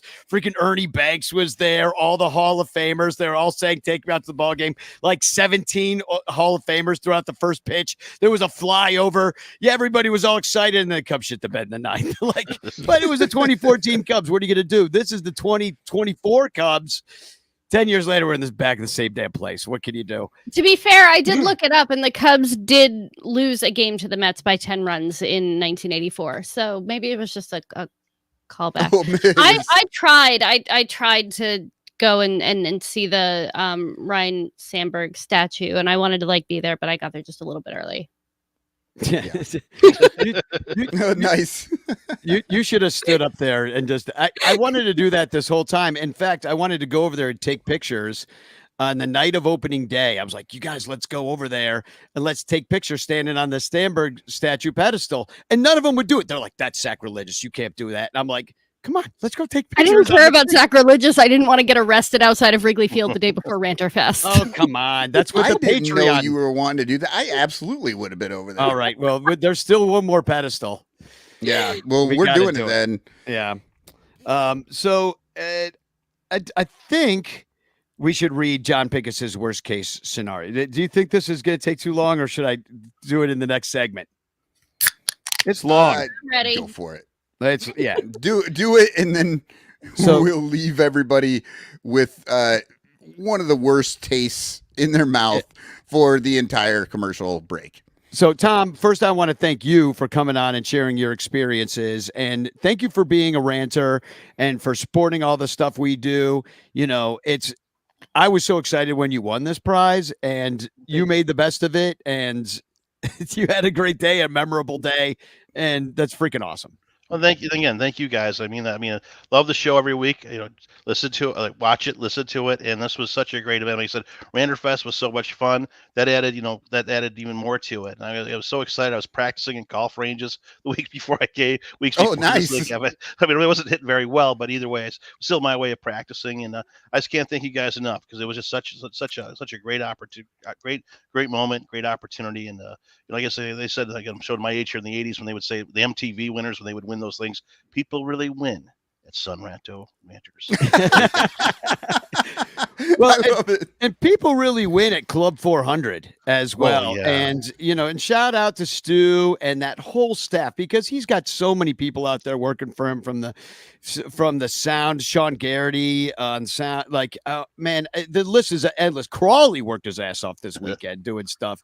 There's so many people involved. I don't have time to name them all, but really great job to everybody that did this 84 Cubs event. I know that for our generation, that was like the first team that was really good, really in 4 decades of time. So 39 years it was between any playoff games for the Cubs. And so 84 broke that kind of loserdom. And then they kind of got there a little bit more after that. But, it was a huge year for all of us. But so, Tom, we'll let you go. We'll see you on the Discord afterwards. I hope if you want to come hang out later, we'll talk more we'll tell the secret stories from Club 400. Sure. Absolutely. So, all right. Later, Tom. Thanks for coming on. Thanks, Tom. Congratulations. So I got to play the theme song. Why do bad things happen to good people? Why? Nobody knows. That's why here on the Sun Ranto Show, we Pincus's worst case scenarios. John Pincus's worst case scenarios. Haven't done one of these in a long time, so It's been a real long time. IFG, do you even know what these are? No, I'm fascinated. Oh, so yeah, way back in the day when the Cubs were, I think they were actually good. John Pincus would write these horrendous scenarios of bad things that would happen to the Cubs, and I believe it was like a reverse voodoo, right? You talk about all the curse, terrible things that were going to happen to the Cubs, and then good things happen. So it makes sense that we're bringing this back. I keep saying bad things that'll happen, and then they happen. That's called intuition, I believe. 5G. So this is what we got, and it's Sandberg related. So we really had to do it tonight. As Ryne Sandberg left his statue unveiling, Crawley was there to show his respects. Ryno noticed Crawley and put his thumb and index finger together near his mouth and said, "Just wait till next spring." Before that spring, you needed the end of a middling 24 season for the Cubs. They ended up with 72 wins, but with Michael Arias established as the closer and Matt Shaw earning the third base spot for 2025. On October 4th, the construction of Ryno's grassland began. Invoking Alice in Wonderland, they decided the entrance of this den of overpriced marijuana to be a hollowed tree elevator. Starting from the club 1914, they dug the required 23 feet for this elevator without any issues. Ryno's grassland was to be placed between second and third base. So they followed the path of a weak grounder until they came across a boarded up door. Crane Kenny was called to address this issue with a crowbar in hand. Showing unexpected giant strength, he removed the boards and opened the door. A cold wind went through his coiffed hair. The door opened to a very, very old bar. To call it a bar is a bit of an overstatement. It was just a tall table with some dusty bottles on a shelf and 4 broken chairs. There was a sign that read "Hackers" in an unexpectedly fancy script. But there were also the remains of someone wearing blue, tattered clothing. There was a cracked baseball bat, a broken bottle, and some Morgan silver dollars nearby. Crane Kenny wasn't concerned about any of the items in Hackers. He whistled and 2 men placed all the items in black rolling trash bins. Crane kept the sign for his office. The rest of the construction, I just think it's funny. Crane Kenny's like stealing the sign from secret underground bar. The rest of the construction of Ryno's grassland went smoothly. They obviously opened on 4/20/25. On that day, Matt Shaw, who was starting the season batting .323, went 0 for 5 with 5 strikeouts. Nothing much was thought of this performance with Matt being a rookie. Also, Wrigley had funky THC beers in celebration of 420, but these beers were extra funky for the fans sitting in sections 11, 110, and 210. During the next few games at Wrigley, Matt Shaw would continue to struggle. Once again, nobody really noticed since we assumed it was just rookie adjustment. The error every other game by Shaw was also just chalked up to rookie jitters. For the fans sitting in 11, 110, and 210, the in-game experience continued to be unusual, though. A fight broke out between 40-year-old men over the use of pink and blue refractor colors. A beer cup was dropped by a beer vendor, causing a 12-year-old boy to trip into his 36-year-old mom, who fell into her 75-year-old dad, who broke his old-ass hip. Most alarmingly, only ketchup packets were available from the hot dog vendor. The vibes were all off in these sections. They started to be avoided. While Matt Shaw struggled, the opposing third baseman started to rake. Nolan Arenado went 7 for 12 in a series with 4 homers. Christopher Morel, who is now playing for the Royals, went 10 for 12 in a series. That's a worst case scenario right there. With 8 homers along with 4 web gems. Miles Mastrobuoni went 4 for 12 in the Crosstown Classic, hitting 2 game-winning homers. And even Chris Bryant got a single. At the end of the season, there was a 791 OPS difference between home and opposing players at third base. The Cubs would end up with 62 wins due to a very poor home record. At 1:16 a.m. on 12/16/25, the final occurrence happened. It started when third base was illuminated by a blue light, as did sections 11, 110, and 210. But the blue light didn't stop till it reached Crane Kenny's office. Crane happened to be in the office wasting time, for he had a midnight tryst and wanted to sober up a bit before returning home to Mrs. Kenny. When the blue light met his blue eyes, it traveled downward like a massive lightsaber with a swoosh. After some crane, metal, Christmas tree, choo-choo train screeching, Wrigley was cut 2 uneven sections and sunk into the ground. With no ballpark, the Cubs were forced to play in Schaumburg, sharing the time with the Chicago Dogs. They would leave for Sacramento before the 28th season after being sold to Mike Bibby, and would only make the playoffs again in the 39 season when 24 of the 32 teams were given playoff spots. The end. What the hell? You good people. Why? Nobody knows. That's why here on the Son Ranto Show, we Pincus's worst case scenarios.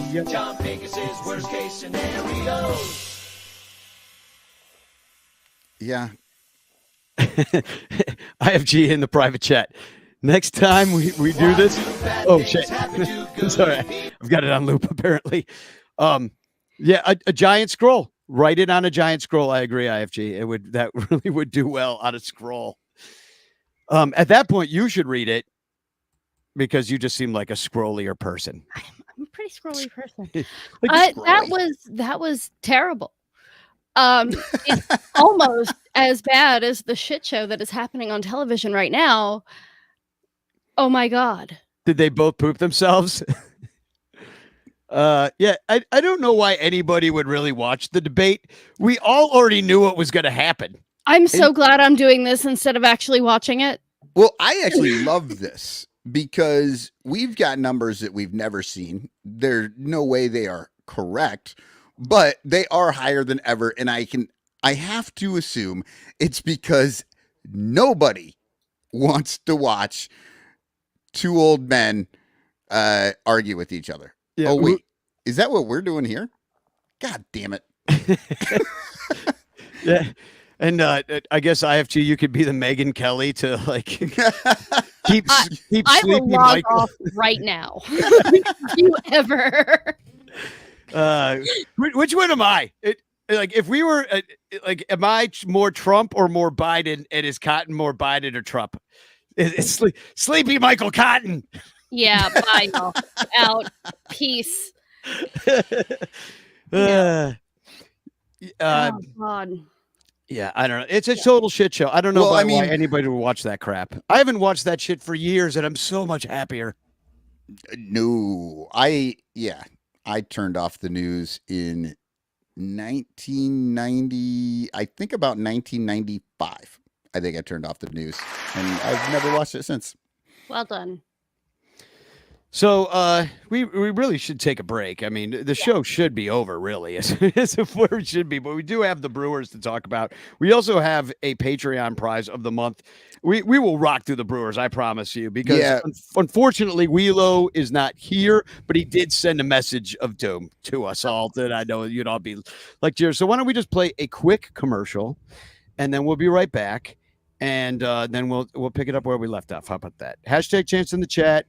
Please support us on Patreon, all that good stuff. And also shop at sunranto.com/stuff for all your Amazon shit. Stuff. Hey, Cubs fans, at Amazon.com, do you buy lots of stuff? Why not support the Son Ranto Show by shopping through sunranto.com/stuff? All you gotta do is fill your cart at Amazon with lots of stuff. Then before you check out with all of that wonderful stuff, head on over to sunranto.com/stuff and click any of our Amazon links before you buy your stuff. Check out like you normally would with all that beautiful stuff. And the Son Ranto Show will get a small kickback because of the stuff you bought. And you'll be helping the Son Ranto Show buy all the stuff we need to stay on the air talking about the Cubs and other stuff. Plus, you could win a monthly prize if some of your is chosen for Amazon stuff of the month. And if you win, we'll send you more stuff. Sunranto.com/stuff. That address again is sunranto.com/stuff.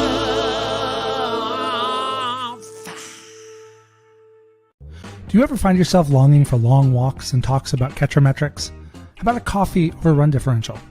Maybe a candlelit dinner dissecting what exactly is the curious case of Miles Mastrobuoni? If you have, I have just the place for you, the Cubs PS Plus podcast. Come join us. Cubs PS Plus, a Northside numbers game, can be found wherever it is you get your podcasts, and on Twitter, Instagram, TikTok, and YouTube, all at Cubs PS Plus, a spin on the baseball metric OPS Plus.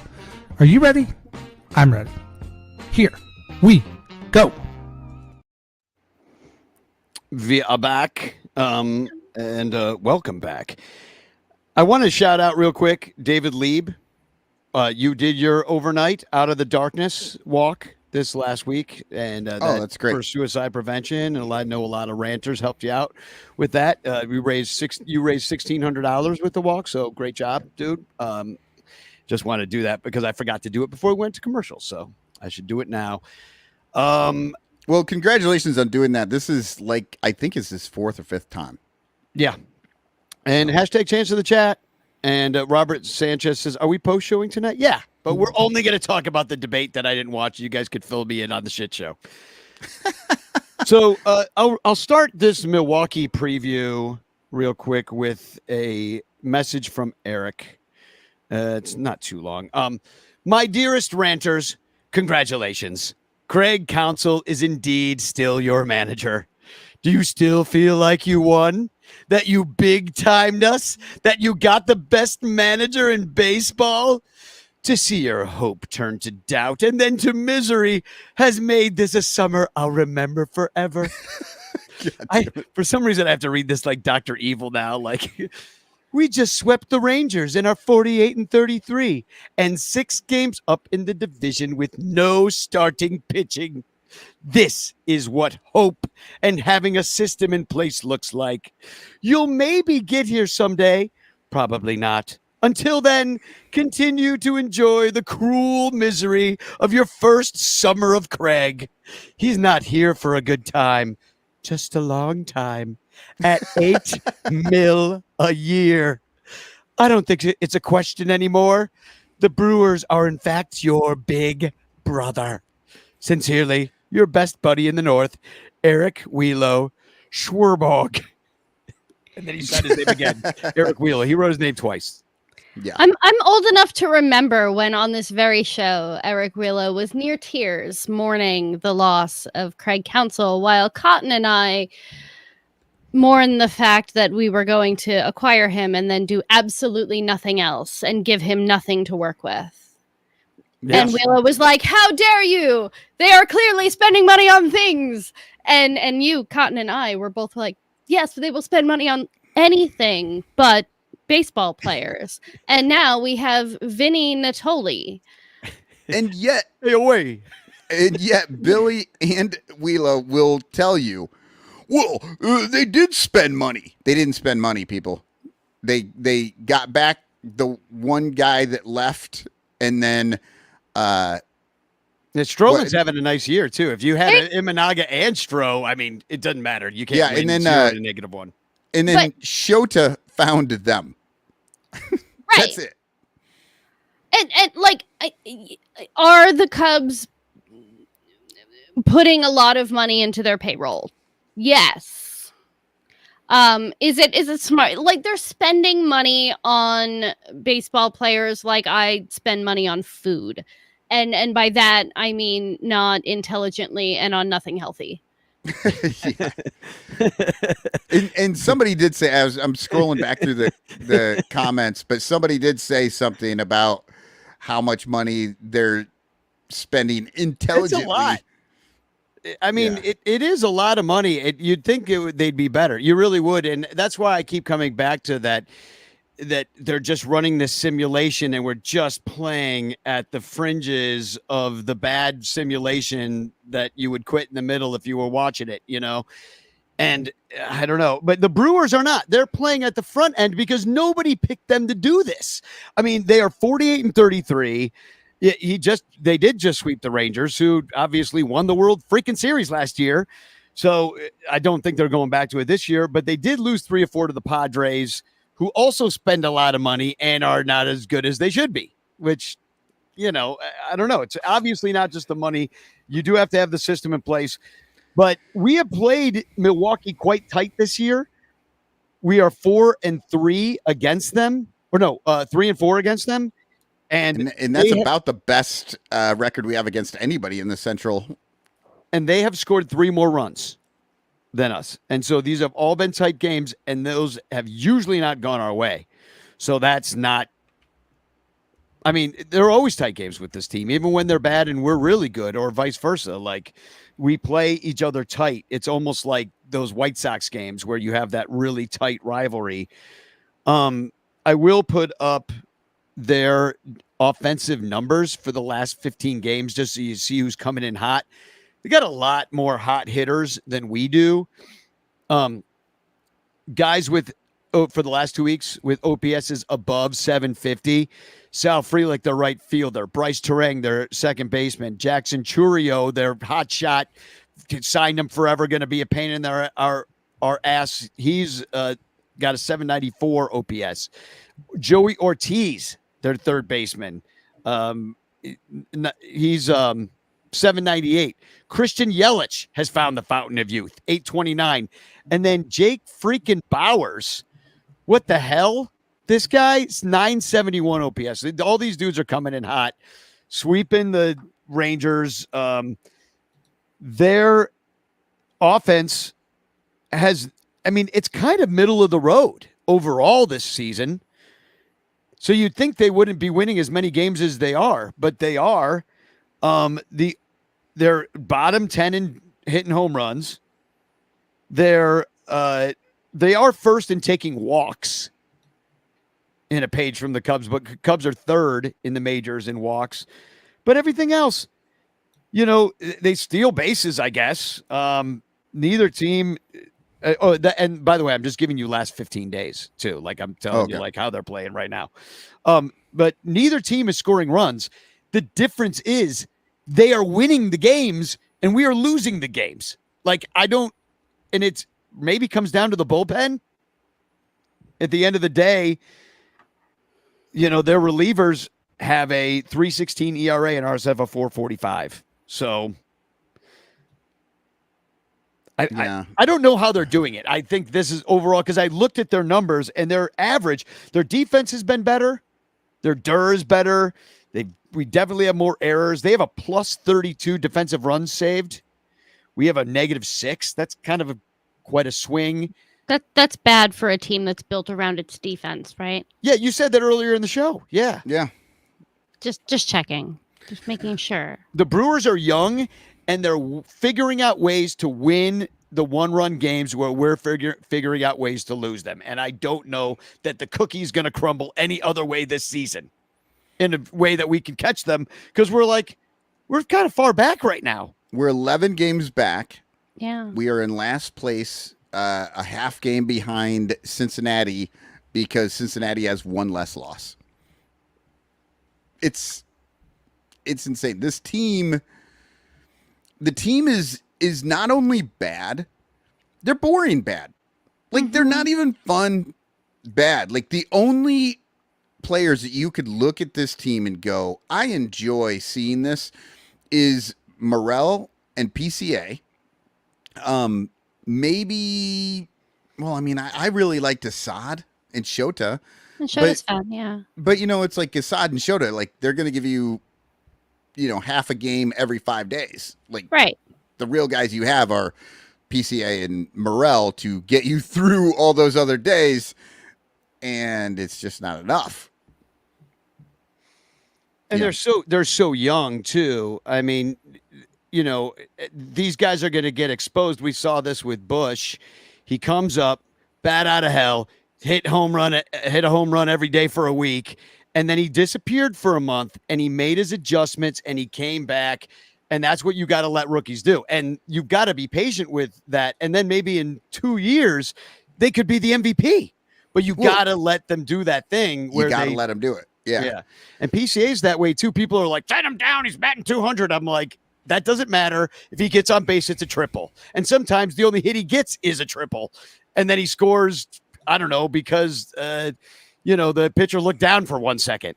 And or he walks, and a walk is as good as a triple. I mean, that's what happened today.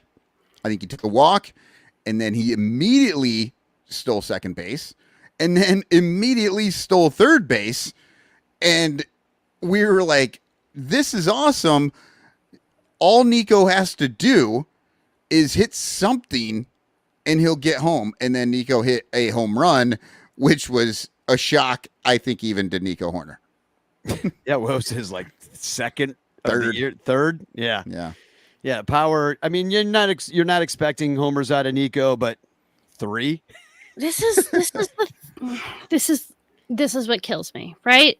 Because we spend $177 million on a shortstop who is supposed to be a glove first shortstop. So not a guy who you're expecting to hit a whole lot of home runs. And then we have Nico Horner, who's a guy who's not expected to hit a whole lot of home runs. And then we've got PCA, who's not a guy who's supposed to hit for power. And then we have, Ian Happ, who sometimes hits for power, but not like you want a corner outfielder to be hitting for power, if that makes sense. Right. And then we have Shota, who for some reason always has an oblique issue. I adore the man. Why is his oblique always hurt? Again, probably a coaching issue. So, but luckily he seems to have come out of it. Yeah, he's hit the ball. And he's been hitting it. He's been hitting it hard for a little while, and now they're starting to go over the fence. I'm really happy about that. So happy. I fault Saya in nothing of this. And then you look at the other side, and then we've got pitchers who, that guy, he's not a ball thrower, he's a pitcher. He tops out at 93. We got a guy he's not a ball thrower, he's a pitcher. He tops out at 92. And then we get Vinny Natoli, and then you've got over here going, saying that Craig has been traipsed out to tell everybody that, he's got a really unique pitch mix. He's not a velocity guy. He's got to be a pitcher, not a ball thrower. He's the depth in the organization. We'll see how it goes. I would just for once, like the team to go, hey, you know what's really good? Balls that go over the fence. Let's sign a guy who's really good at that. You know what's really great? Really fast fastballs, because if you throw a really fast fastball, it's really hard to hit. Let's sign a guy who does that. And we have none of those guys. None of them. Well, and that lengthens the lineup if you have somebody like a Juan Soto. And they only make so many Juan Sotos. Not every team gets a Juan Soto, but the Cubs should have one. The Cubs should have one of those guys. Hope that we might get one. Not at this point, because they already spent all the money. But so they say. But one more point to it is that with this structure of what they've done, they told us what they were going to do. They were going to raise the floor, and that was the concept, and they did not do that. Well, they raised the floor, but we're still on the fucking floor. It doesn't matter where the floor is. If you're laying on it, you're on the floor. You were on the floor of the fucking Central, where the doormat, where the ceiling is the Brewers, and we're on the floor, and we've raised it because we have players you've heard of. Nobody has ever written a rap song called Raise the Floor. It's always Raise the Roof. Raise the roof, baby. That's what we're trying to do. And the Cubs are over here like, well, what do we raise the floor? You know what else has never been a song? Fuck the fire department. I want the fire. I want... Yeah. Sure. Well, instead it was a bad analogy. I don't care. Vinny Natoli. Give me people who know how to hit home runs and throw fastballs. I would Well, like you know that, what? please, very much. Seiya can hit home runs.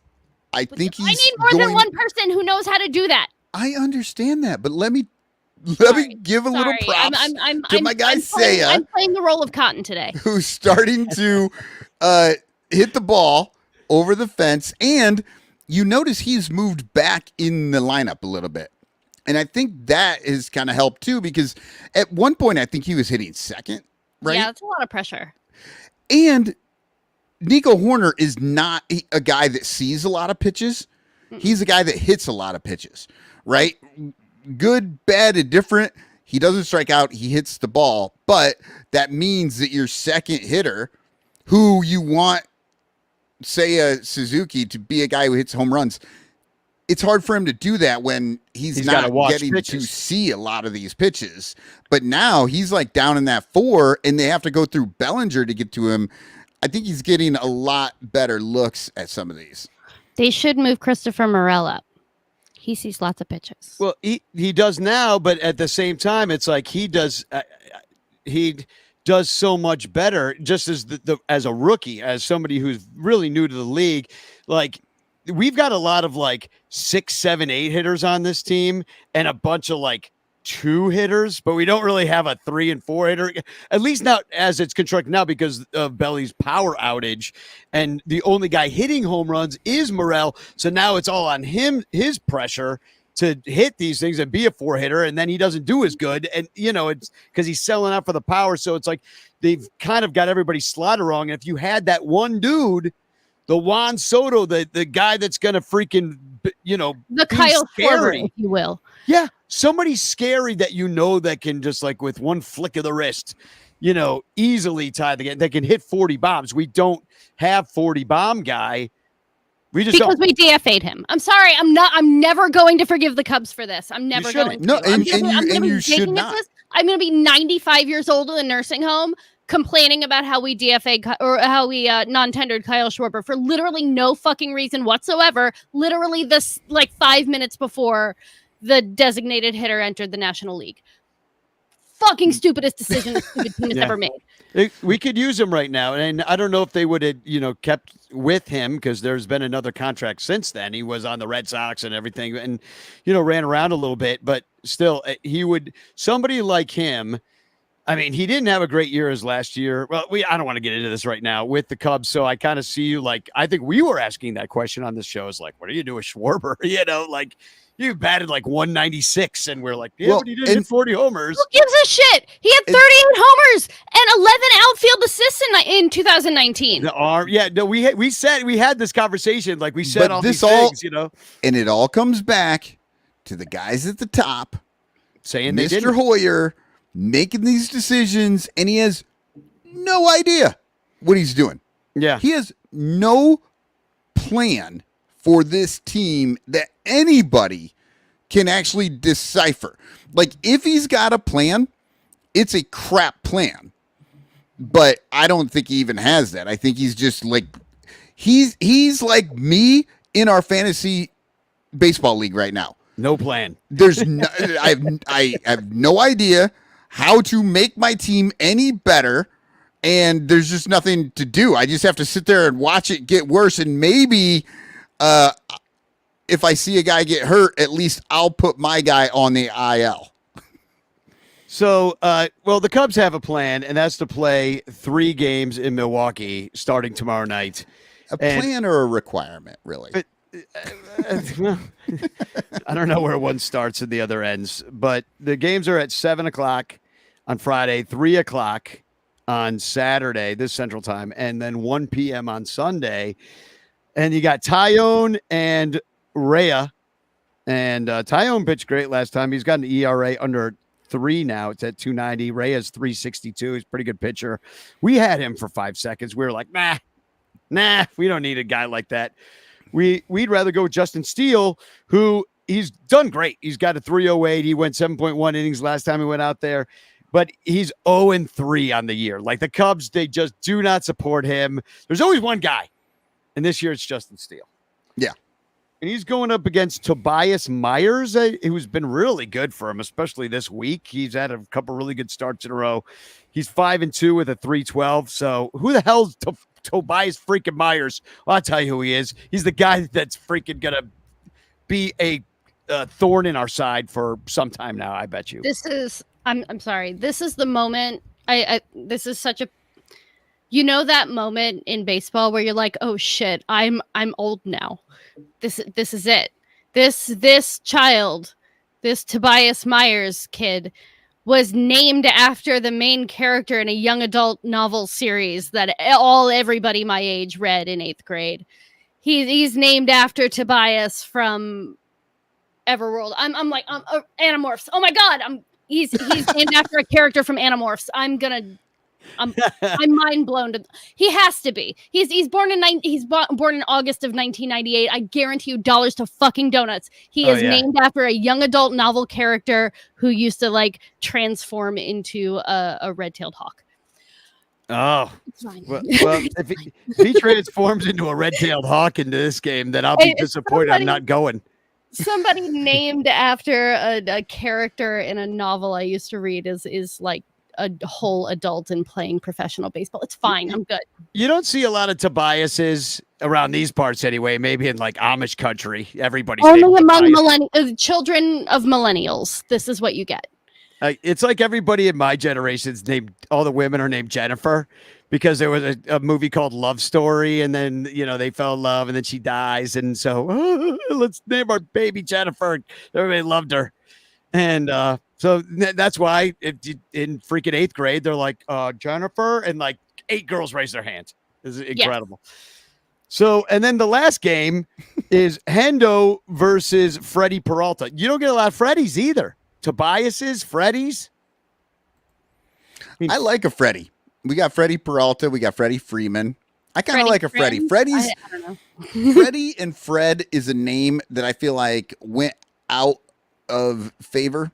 And I'm here for it. At least a few people. I don't want like 8 million Freds, but I like Fred. Fred's a good name. Flintstone probably ruined Fred for a while, I think, is what happened. Like, I don't want to name everybody called Fred Flintstone. Yeah. I mean, they would. There was Freddie on the New Zoo Review. That was that frog. Do you ever see that show? No. New Zoo. It's the New Zoo Review. Maybe it's just in my area. It was a weird show. We'll talk about that on the Discord afterwards. See who remembers New Zoo Review. It was like a hippopotamus named Henrietta. Yeah, all sorts of things.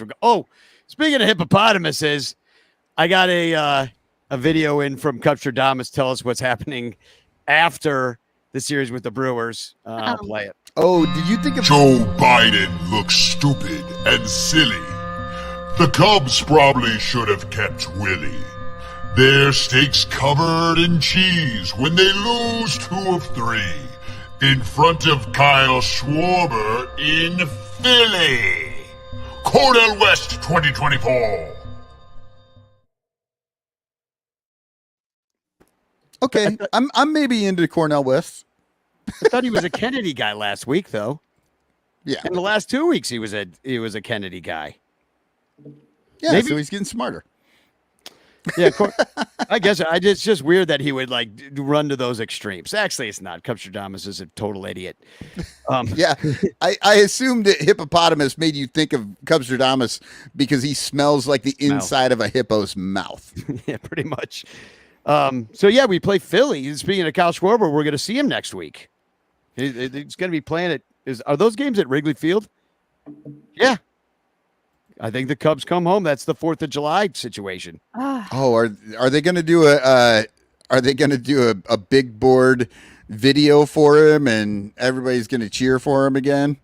Is it his first time back? No. I don't think it can't be. No, I remember saying hi to him. The Nationals and all kinds of stuff. Like yeah, of course. But still, I feel like that's something they would do because, like, oh, remember?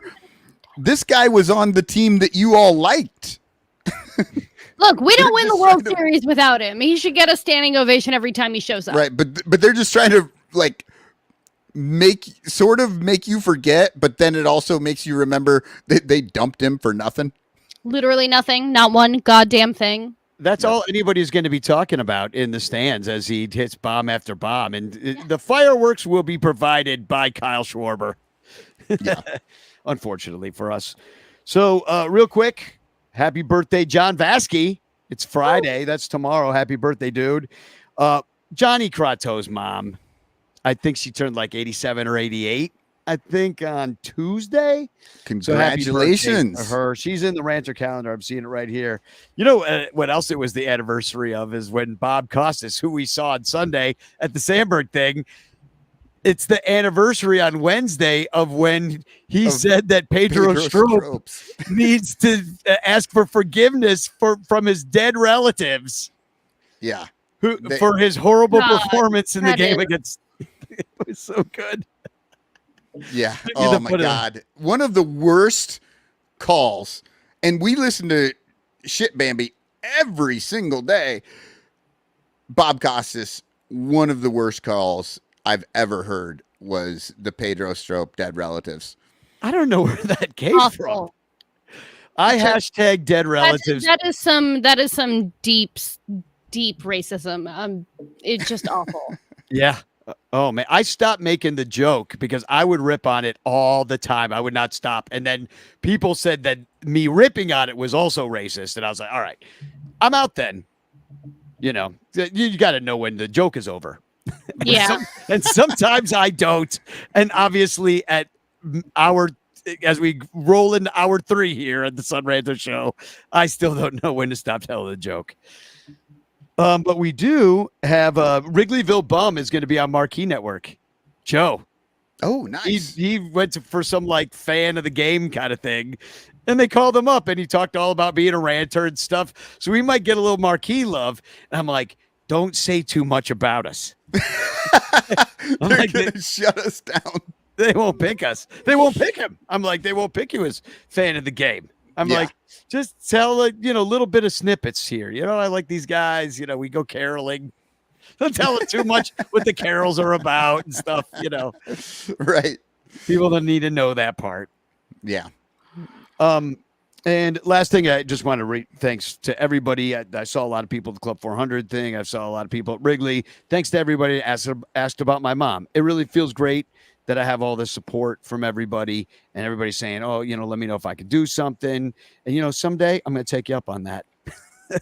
And you'll be like, shit, I did say that one time. I meant about his mom. I'm like, well, you should have been specific. Now you got to drive me to the airport. Ha ha. So we probably should do the Cubsler before I rant on harder. Yeah, well, we had a couple weeks for the Cubsler this time and still only got 4 people to get it right. I thought this one would be a little bit easier, but there was one major red herring that I sort of threw in there, but it should have still been pretty easy to figure out. Anyway, let's go over. This is the Cubsler that we are answering for today. A giant, not a knight. Roy Hobbs, he was not. 3 pennants, but no penance for a lady love or a called shot. So, a giant, not a knight. This player played for the New York Giants, not the New York Knights, which is the team from The Natural. And Roy Hobbs, he was not, right? Because The Natural was based on a player that got shot. And it was a Chicago player that got shot by a woman. But that player that it was based on was Eddie Waitkus. So Roy Hobbs, if he's going to be an actual major league player, would have been Eddie Waitkus. But that's not who it was. There was another Cub in the same time frame that also got shot by a woman, because that's the kind of crazy crap that was happening back in the day. 3 pennants, but no penance. So he won 3 pennants with the Cubs in the late 30s, early 40s. And then the no penance for a lady love or a called shot. He was there when, or actually late 30s. Yeah, he was there when Babe Ruth called his shot, and he refused to press charges against the woman who shot him. It was Billy Jurgis. So yeah, a woman shot Billy Jurgis. She waited for him at the hotel, and apparently she was angry at him because he was leaving, and she shot him in the gut. And it apparently didn't bother him too much. He only missed like 2 weeks. Because even back then, the Cubs refused to put anybody on the IL.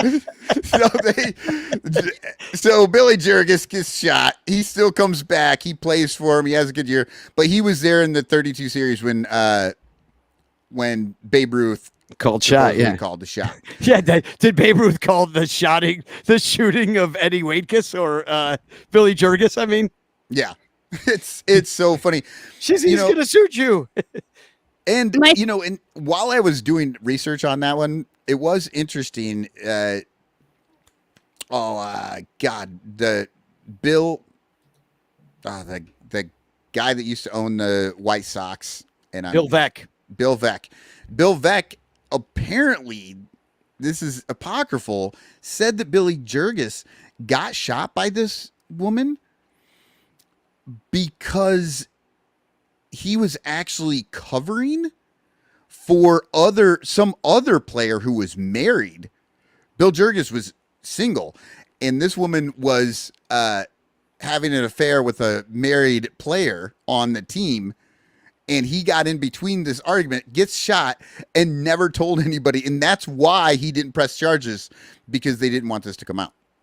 Again, that's apocryphal. That has never been confirmed, but apparently Bill Veeck said that there may have been more to that story than we ever knew. I've had a lot of really good friends in my life. I don't know that I would take a bullet for one. Yeah, no, I wouldn't. Like, but back then, that was the 1930s. This dude, the guys back then, they were tough. Nothing bugged them.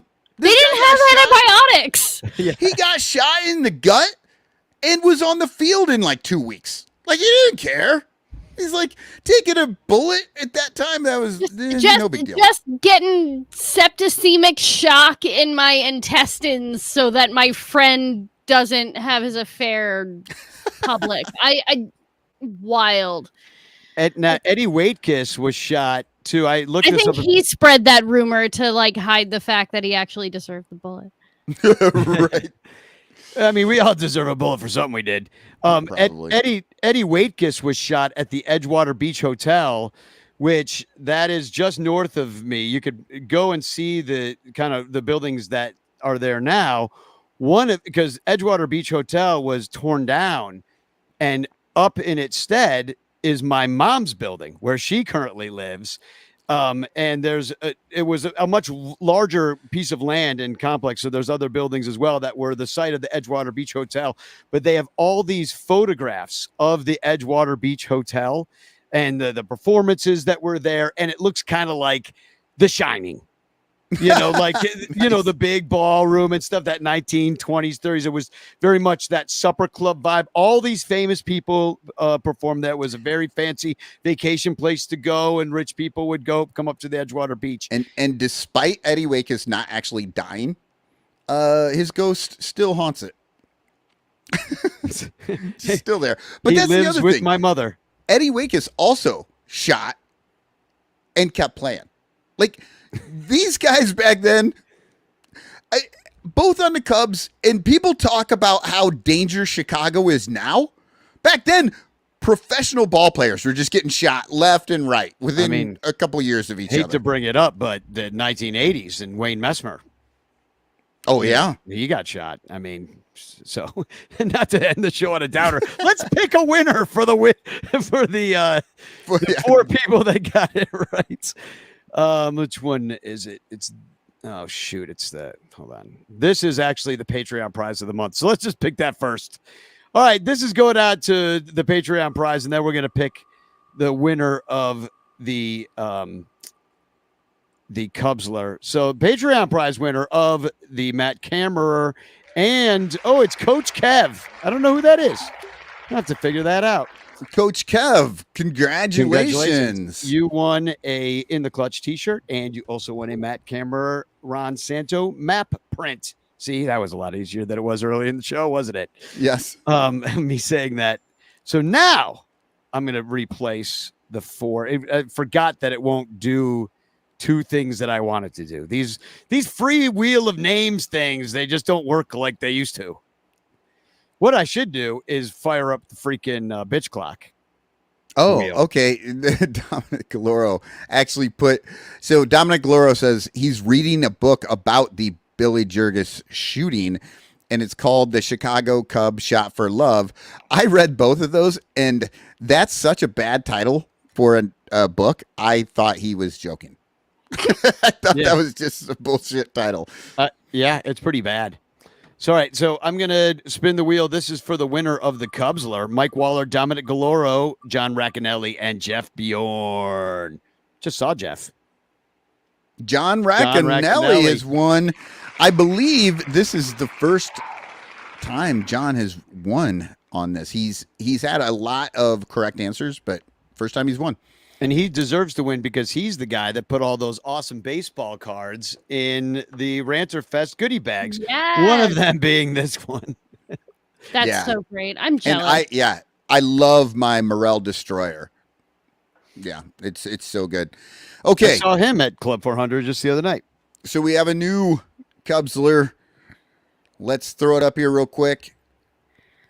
In 21, this hoke was a joke and got the hook without warning after pinch hitting versus the Giants.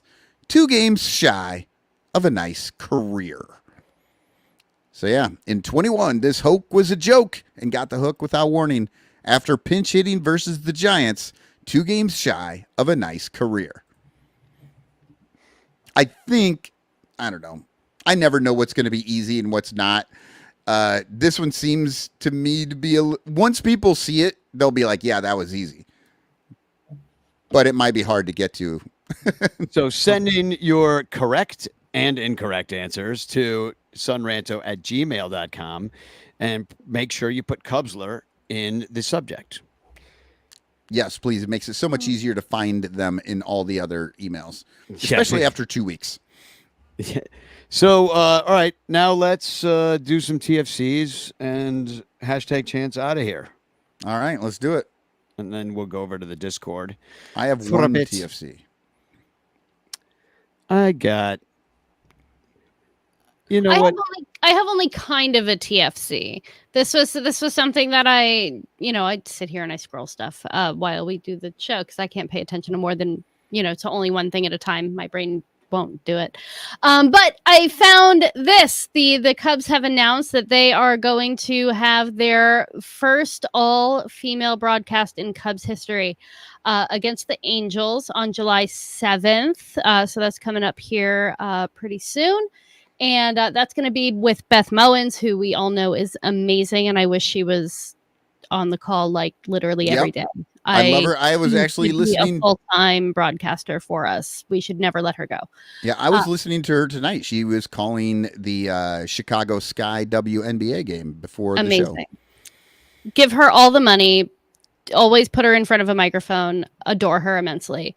And then Elise Menaker and Taylor McGregor will be joining her in the booth. I cannot wait personally until I stop hearing about first all-female broadcasts. This should be normal. This should be unremarkable. If nobody ever has to announce that they are having their first all-female anything ever again, it will be too soon. But as it stands, please tune in, listen, enjoy. For the first time in ages, I'm going to actually have the volume up during a Cubs game rather than damn near on mute because I want to support this and everybody else should too. Thank you very much. Have a nice day. Look, I'm glad that they're going to do a all-female broadcast, but I really wish they weren't going to do this because they are missing a major thing they could be doing here, and that's to put Sciambi on the field as the on-field reporter and just watch that chubby bastard just sweat like crazy running through this around whole game. And make him do it in high heels. And just have, and make him wear high heels, make him wear, make him dress up and actually that, look really nice. Accentuates his cleavage. Yep. And Taylor McGregor can just say dumb shit about him through the whole broadcast. You I would sit love up there and to talk see it. about her shoes. Yes. I'm sure they're more interesting. Let's take it down to Bishi down in the stand. Hey, Bishi, what you doing down there, Bishi? Whose dad you talking to now, Bishi? So yeah, that's the only improvement I would make. But you're right. No, it's great. They should have a few more. It shouldn't be a big deal. I like that they don't should not merit a press conference or whatever. It shouldn't merit a press release to have 3 girls in a booth. Yeah. I'm just saying. I can't wait to stop hearing about this stuff. I'm glad it's happening. Don't get me wrong. Very glad it's happening. Cannot wait for it not to be a big deal anymore. Yeah, and you just got to do it the first time for it not to be, and then they have to do it again and again and again. It's got to be a regular thing. And the thing I like best about this is that there isn't going to be some freaking dumb dude piping in and thinking that it's always his turn to talk. Like, because men, I don't want to get into this, but I think we're naturally trained, in our society to be like, oh, what we have to say is the most important thing. So we just always talk over women. I know I'm freaking guilty of it. I've been told many, many times by many, many women that I'm guilty of this. So it'd be nice to not have that situation. They've done like scientific studies on this where, like in the average boardroom, like if a woman is speaking more than 20% of the time, they believe that she has dominated the conversation. Yeah. Oh, yeah. Well, she might have, because it's possible she said more important things in that 20% of the time than all the other guys did in the entire 80% that they were talking. There is a reason that so many of us have learned to express our thoughts in such a way that a man in the meeting will repeat it as though he thought of it himself. Yeah. Like making people think that your ideas were their own idea, that they came up with it on their own. That is actually a learned skill. Can't wait until we don't have to do that anymore. But until then, tune in on July 7th for the Cubs and Angels game to see Beth Mowins and Taylor McGregor and Elise do a broadcast without some dumb boy talking over them. Well, speaking of dumb boys talking, here's my TFC that I'm going to bring up. And this time it's Derek Jeter. One of the dumbest of boys. Yeah, Derek Jeter. He said he gives his opinion on analytics. I'm so glad. He said, you can't measure a person's heartbeat. And then he was retweeted. Derek, sweetheart. Mike Goodman retweeted that and said, if you can't measure somebody's heartbeat, I've got some bad news for you about that person. Oh, bless. Oh, I do love when people say the dumbest stuff. Like, we all know what he was trying to say. Do we? And he just said the dumbest thing he possibly could say there. Love it. You can't measure a man's spirit, you could say. Right. Or, this brings up something. You can't something. measure the breath in his body. It's very funny. This just reminds me. I play those New York Times games. So there's Wordle, right, where you have to guess the word. But I also play this one called Connections, and so they give you like a whole thing with all these different words or phrases, and you gotta. Each set of 4 is supposed to have something that connects all of them. And Derek Jeter's name came up in Connections. I think it was last week. And it was the connection there was things associated with the number 2. And I'm like, you're absolutely right. I absolutely connect Derek Jeter with being the second best shortstop on his own team. Oh, I thought you were going to say that's funny. Taking a dump. like Ryne Sandberg in his statue. Oh wait, you can't see it because there's smoke all over it. It is tastefully obscured for privacy purposes. Well, I got one here. Came from Reddit, and they somebody posted, which drove me a little insane. we should probably apologize to David Ross. Should we? So, yeah, whatever.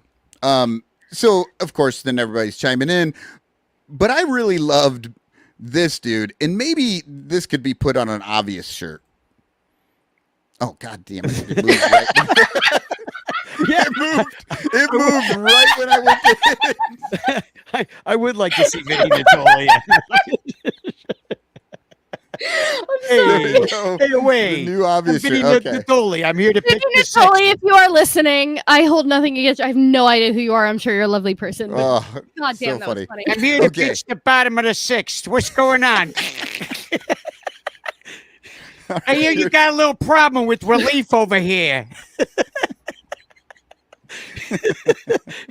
Okay, here's my rejected obvious shirt. I always kind of liked Madden. Even with some of his head-scratching decisions, he always a guy that just seemed like a manager. It's What kind are of the true. dumbest So one thing that statements? you could say about the guy, he was definitely a manager.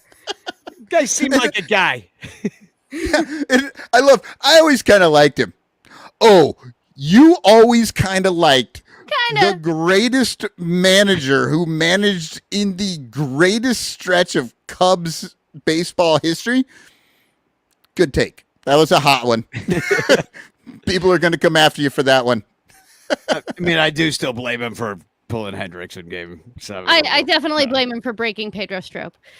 And Yeah. many other I'm not things. saying he's I blame him for managing the bullpen so horribly that the Tampa Bay Rays still don't have a ring. But all of that being said, he was definitely a manager. he was 10 was out a of manager. 10, fully accurate TFC. He always seemed like a manager. He was definitely that. He seemed managery to me. He really did. So these two are kind of connected, and I'll start with the words. This is from Cubby Steph, and if you don't follow Cubby Steph on Twitter, she's a great follow. She's a great person as well. I've met her a few times. She said, "Fire Jed! He built this tower of shit, and contracts won't help us out next season. He failed. He's a failure, a fat fucking failure who doesn't have the talent to build a winning organization. Same goes for my man boy Carter Hawkins. Tommy Boy owes the fans, not Jed and Carter. Hashtag Cubs." I love it. And See? I Amazing. agree 100%. It took me way too long while reading this to realize that she was talking about Tommy Ricketts and not Tommy Hotovy, who is blameless and perfect. But connectedly, this slogan becomes more of a threat every day. You Oh, dear have Christ. to see it. And it's on a billboard with Orson Welles prying open a woman's eyes.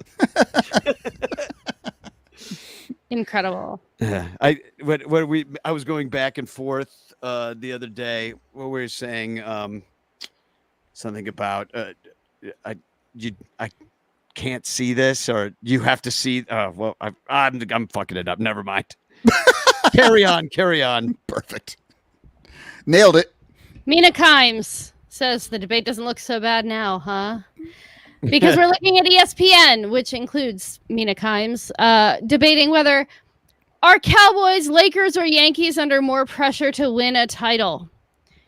I can guarantee you I would probably watch the presidential debate before watching what you're showing me right there. I swear to God, I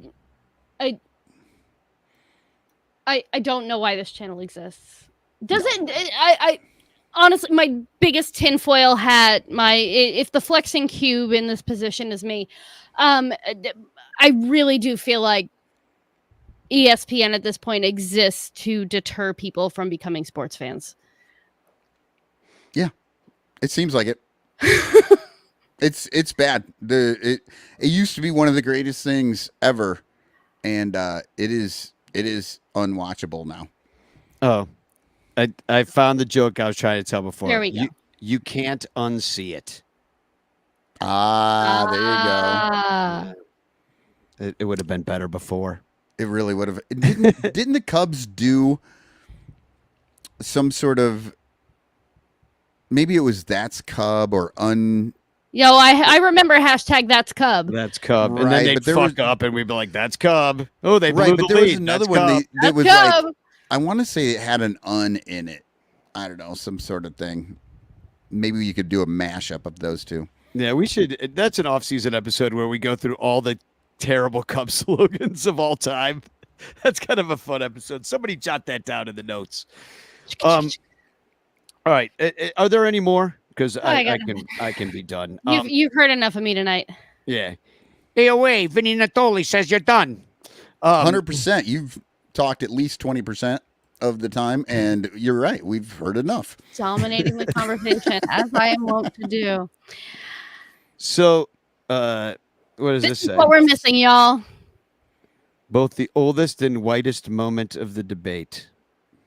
Yeah. Well, I think that's the whole goddamn thing, right? Yeah, it's pretty much. I have no idea what it was. I wasn't listening, but I feel better knowing that I haven't listened. I would have rather talked about the shitty ass Cubs with you guys over watching that shitty shit show, because that shit is all too real and sad. I feel bad for everybody. So let's pick a winner. Let's do it. And have some damn joy in our freaking lives for once.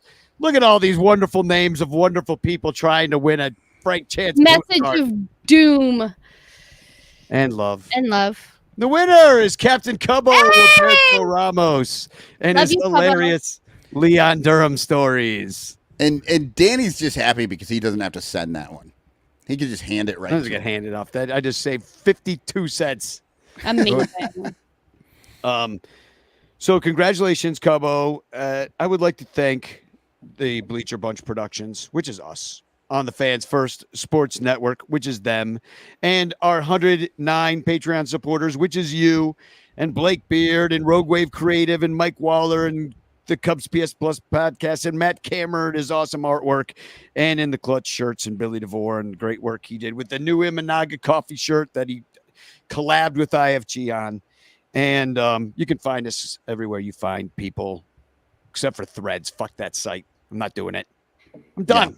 I'm done adding things to my life. Can I just say thank you also to the Cubs for every day, regardless of how bad it's going. You just keep going out there.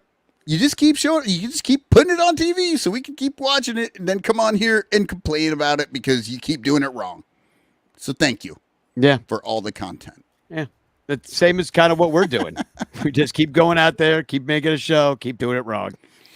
Thank you, Cubs, Keep doing it for wrong. giving me a distraction from the real world. Yeah. And for some reason, allowing me to hope that things will get better in one aspect of my life if only y'all would spend some goddamn money. Yeah. What is it going to take? 30, 40 mil? Let's go. Go Come get on. somebody. Buy Make some me. decent decisions. Just do like one thing that I ask you.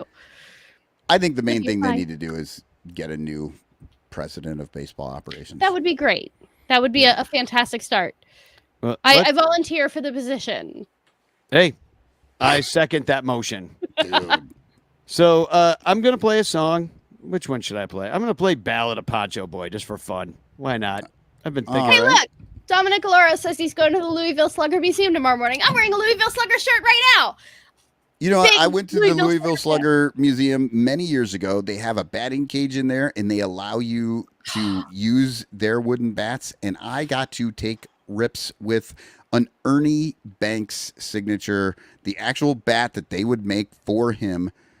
It was very large and much heavier than any bat I had ever picked up in my entire life. That's amazing. Ernie Banks was, he didn't look huge. He must have been huge to swing that bat and hit 512 home runs. Like, amazing. Incredible. All about the wood. Have It's fun all at the about the wood. museum, Dominic. Spagog, y'all. Spagog. Spagog. Spagog.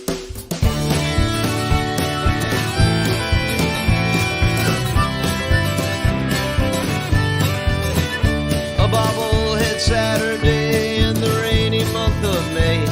A smattering of bleacher fans were waiting at the gate. The fans began to stream to go see their favorite team. They made 3 separate lines to pass through security.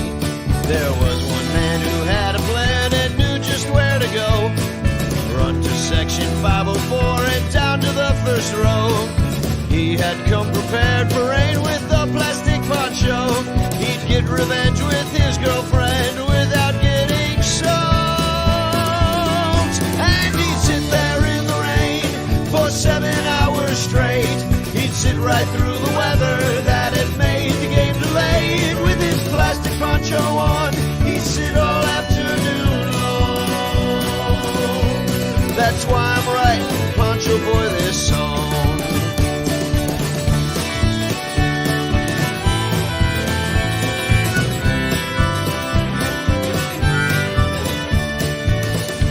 Stuck at bag check with Bleacher Jeff, he'd pick the slowest line, while Poncho's line moved faster, abetting in the crime. For unbeknownst to Jeffrey, a few weeks in the past, he'd saved seats in his section, making Poncho pretty mad. He'd come back from Iowa to teach Jeff a lesson. He'd claim Jeff's customary seat in Jeff's usual section. For the tickets they both held said general admission. Revenge will be served cold and wet, no respect for tradition. And he'd sit there in the rain for 7 hours straight. He'd sit right through the weather that had made the game delayed. With his plastic poncho on, he'd sit all afternoon long. That's why I'm writing Poncho Boy this song.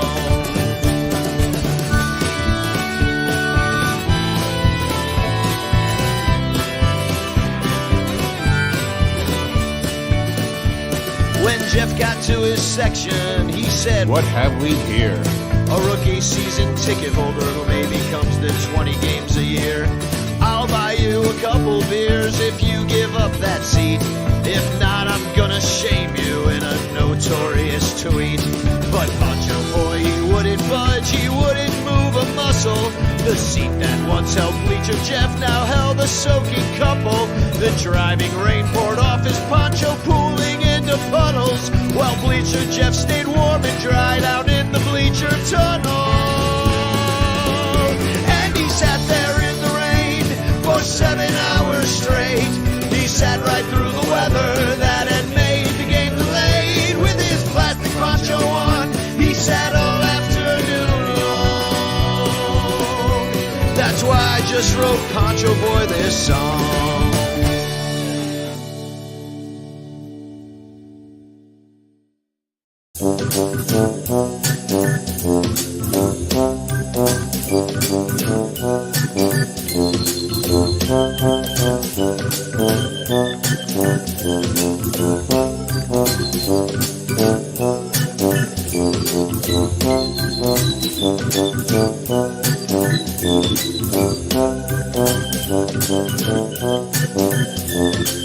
Thank you.